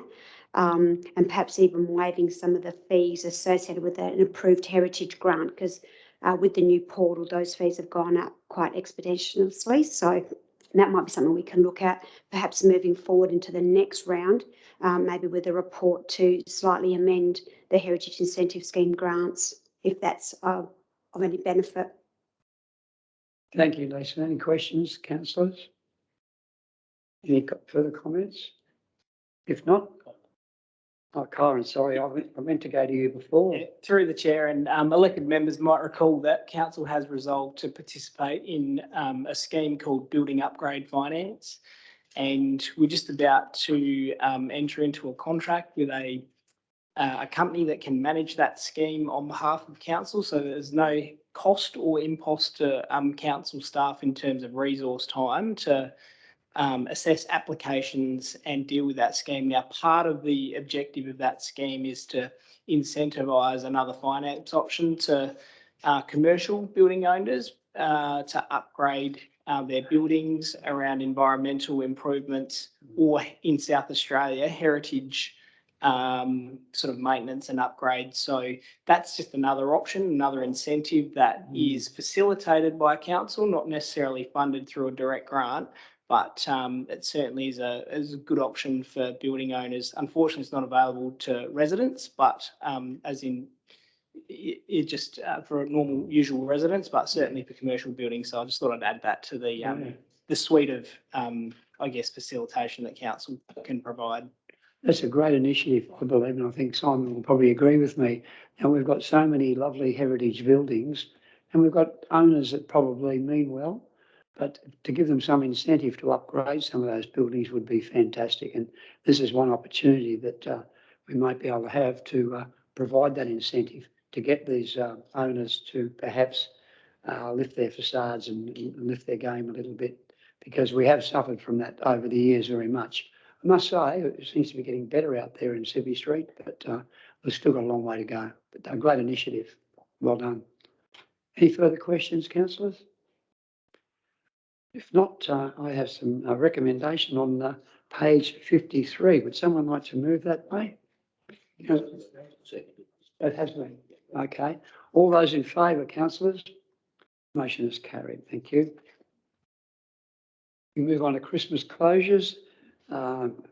Very much a housekeeping matter. Are there any questions in relation to this? If not, I'll put the recommendations. Someone like to move that way? Councillor Bill and Councillor Jason, all those in favour?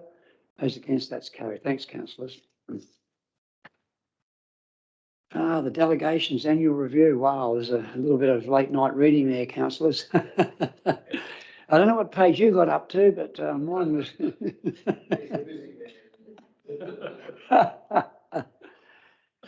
Yes, that's it. Some public servant somewhere has created this monster. But I don't know if you want to discuss this at any level, councillors. It's pretty much a straightforward matter that something we have to resolve each year under legislation. There are some recommendations there on page 58. If any questions, we'll take those. But I think it's pretty straightforward, unless there's something specific in there that is bothering you. I'll put the recommendations. Move, Councillor Lynn. Someone like to second that, Councillor David. Councillor Peter. Keep getting mixed up. That's what it is.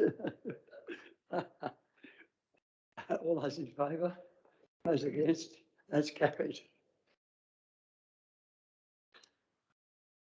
Thanks, councillors. Now we are moving right along. We move into our procedural matters, councillors, and the first one here is a question on notice from Councillor Sam, Parkers and Clancy Road intersection, Gawler Belt. Do we have an answer to Councillor Sam's question? Or will we take this on notice and bring a report back to the next council meeting? Oh, there's a response there. Sorry, councillors. Okay, there's a response there. Just as a bit of context for this question, I noticed there was another crash in Gawler Belt. Luckily, it wasn't serious. However, I'm starting to notice a pattern of near misses, and it really is starting to get concerning that something more serious might happen. And there has been some pretty significant serious crashes in basically that little cluster of road networks over the past 5 years. I know that we've passed a petition through the chamber in relation to speed limits in that area as well, but it's just again a little bit concerning that there's been another incident, and I just want to make sure that we're trying to be proactive, because our residents are, I think rightly so, raising their concerns about road safety, and I would hate for something serious to happen without it at least being voiced through the chamber. So I'm glad that there's going to be a little bit of vegetation works, but I think this is going to be an ongoing issue, and I'll continue to raise it in the chamber as long as it is required until we can work at a long-term solution. Thank you, Councillor Sam.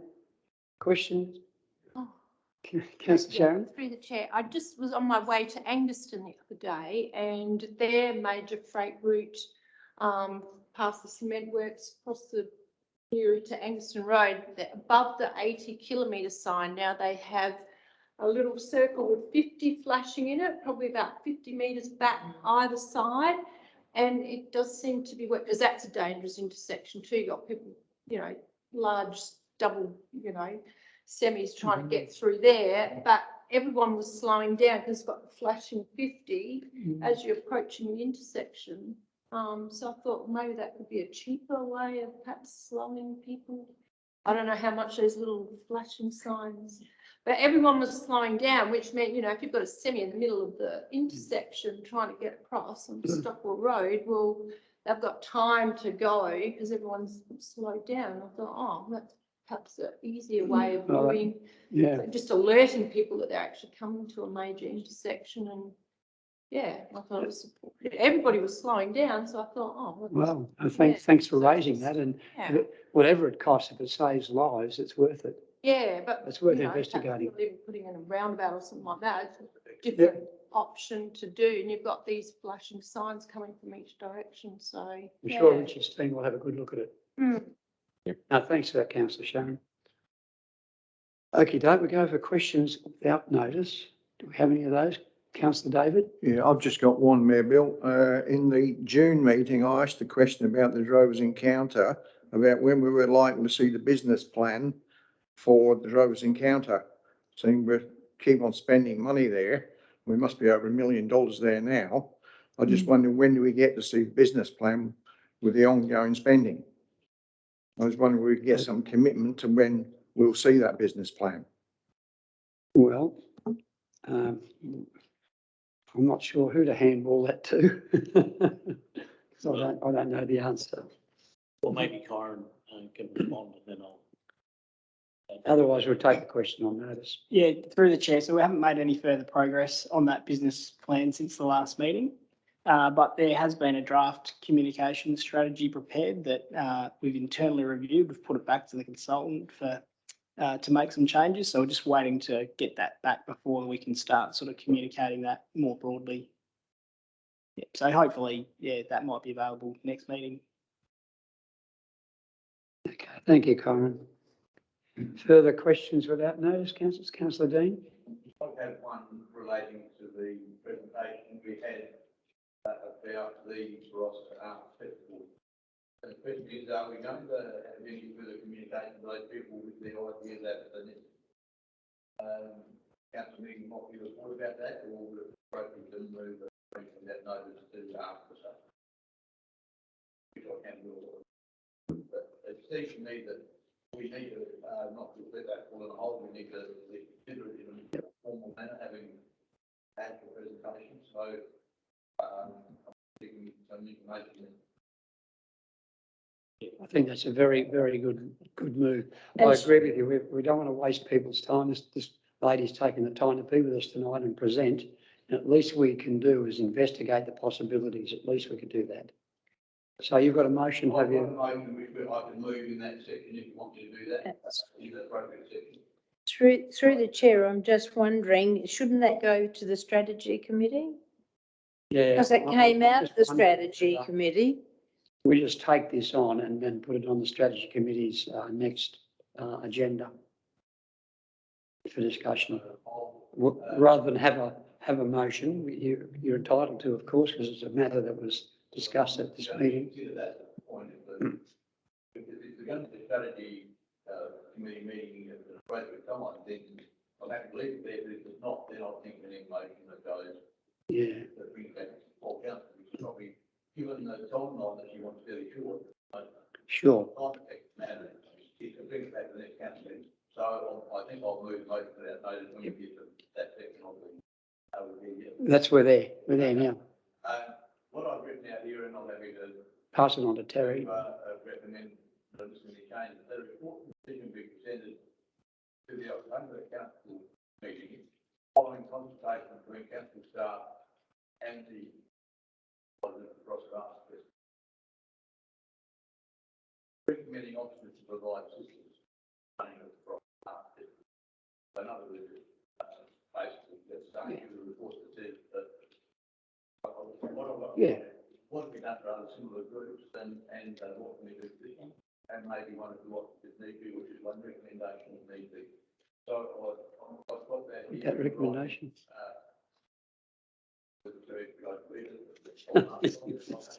Through the chair, Mr. Mayor, can I just ask a question on that just briefly? I recall during the discussion during the exchange, you actually requested budget information as well. Would you like us to request that and have that included in the motion at this point? Yes. Sorry, through the chair. Mayor Bill requested the budget, an indicative budget for the event during the interchange with Ms Nichols, and I'm just wondering whether you'd like to incorporate that in this. That might be worth adding that for consistency, perhaps. Yeah, it just ties that all together. Thank you. Yeah. No, that was a good pickup, Councillor Dean. I think it's remiss of us not to recognise people that come here and present in that way. And even though we know we're in trouble with funding rounds, etc., there's still other ways we can do things. So I've got a motion on the floor. Someone like to second that? Councillor Jason. Any further discussions? If not, I'll put the motion. All those in favour? Those against, that's carried. And I think we'll make that group particularly happy to know that we haven't just sat on our hands. Any further questions without notice? Councillor Simon? Yes, and on our meeting on the 8th of December 2020 last year, point 12.3.7, number 3 of our recommendation says that a Section 51 report on the Roseworthy Township extension be presented to ordinary council meetings. And then we did receive a report at the following meeting, the 27th of January, for 77 allotments in St. Eves, sorry. And but then it said that will be further clearances will occur after May, June, and obviously there's lots of stuff going on there. Just wondering, we haven't seen any of these reports, so I assume there hasn't been any more Section 51 clearances. That's a good question, Councillor Simon. I certainly haven't, but I guess I could hand over to Craig if you've seen any further, or Lisa perhaps, any further developments from the St. Eves. St. Eves is what we're talking about? Not specifically. Or Roseworthy General? All RT land, yeah. If there's been any further movement in the camp regards applications. Yeah, no, through the chair, certainly there's been other applications be approved in terms of the layouts, but in terms of clearance of the actual allotments, this matter actually came up internally only earlier this week. So I might take that one on notice if that's all right, and double check any releases since those initial 77. No, there hasn't, has there? No. Lisa's just informing me in an updated sense that there hasn't been. So no, but there will be we are aware of that requirement, and we're monitoring that. Okay. Thank you. Further questions without notice, councillors? We move on to notice of motion, on motion, and we have two. The first one is the Freeling CFS shed from Councillor Kennelly.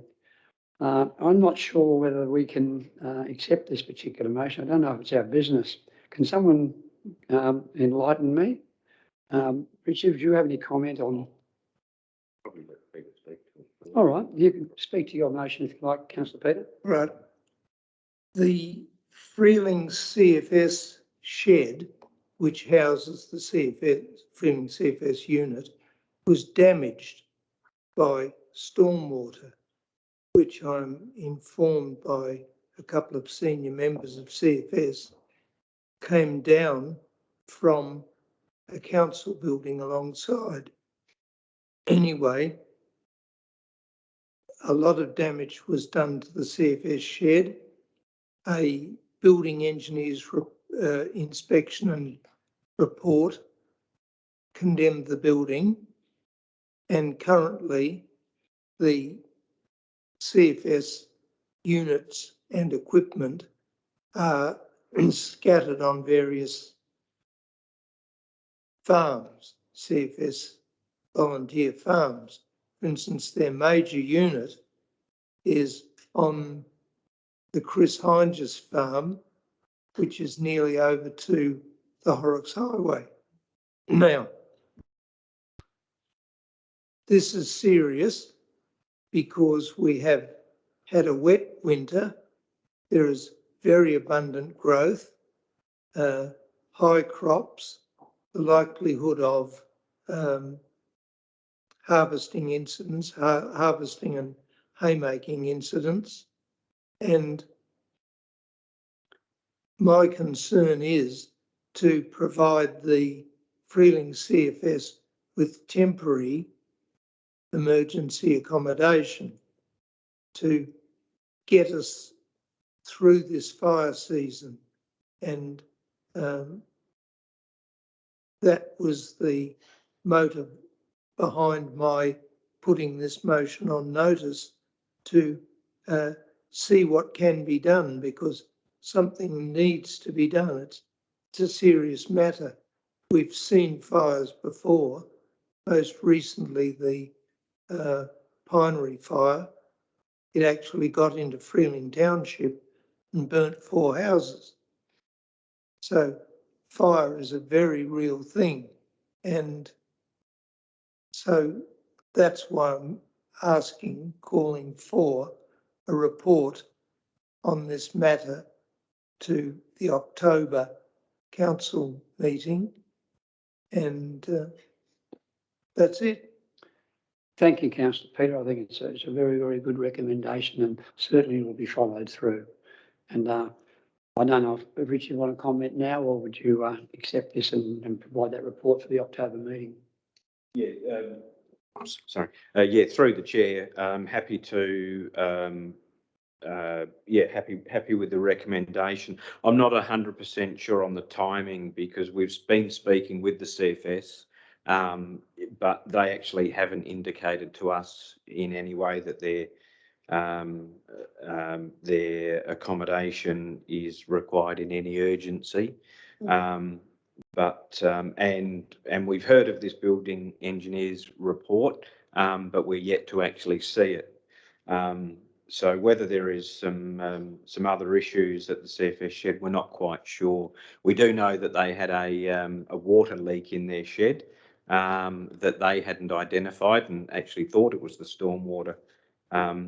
But what we did was we simply dug a hole next to our yard, and that hole was filling up about every hour.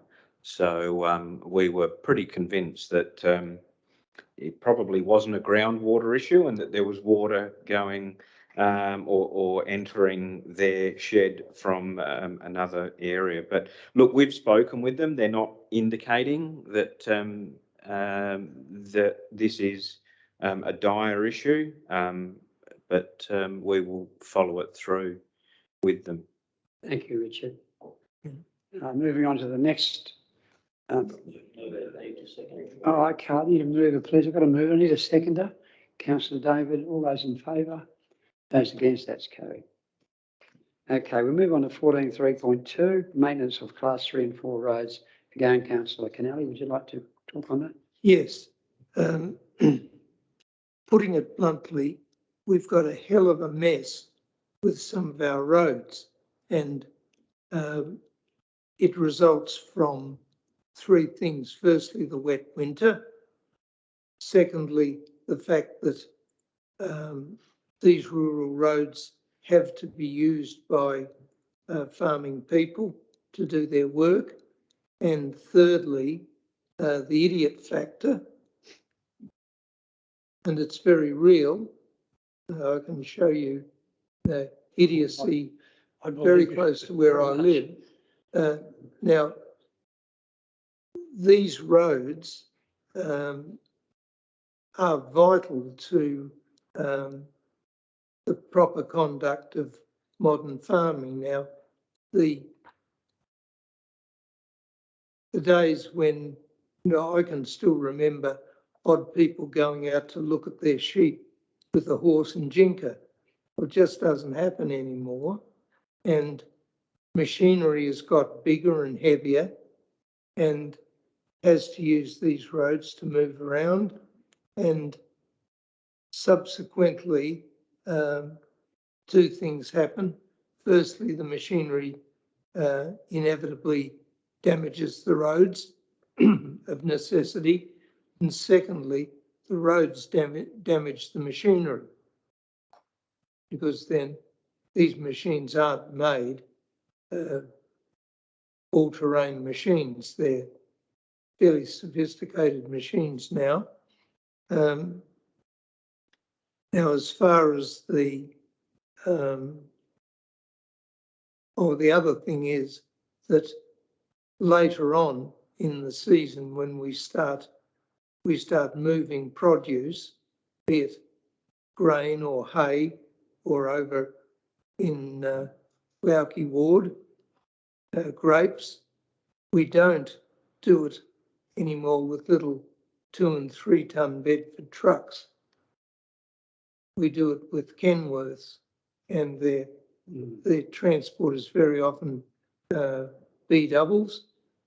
And so we have to do something about these class 3 and class 4 roads, and to get them in some sort of reasonable condition for the spring, for the end of the winter season. And I don't know what we're going to do with the vandal, or I used the idiot term before, for the misuse of these roads, but that's something to look into too. But anyway, what I'm asking for is a report for next month's council meeting regarding the maintenance of these class 3 and class 4 roads. Thank you, Councillor Peter. I have Councillor Peter's motion. Someone like to second that? Councillor Dean. Any further comments, councillors? If not, I'll put the motion. All those in favour? Those against? That's carried. Thank you, councillors. We're moving now to our confidential section, councillors. And therefore I need someone to move that we move into confidential. Someone like to do that? Councillor Simon? Someone like to second that? I think that might be Councillor Jason. Councillor Jason. All those in favour? Those against? That's carried. We're into confidence, councillors, and I've just got to take it out.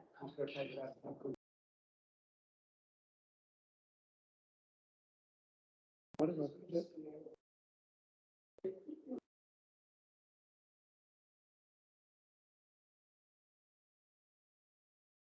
Do I have to do anything more now? Just hold for a moment. They're just stopping the recording. Oh, I see. And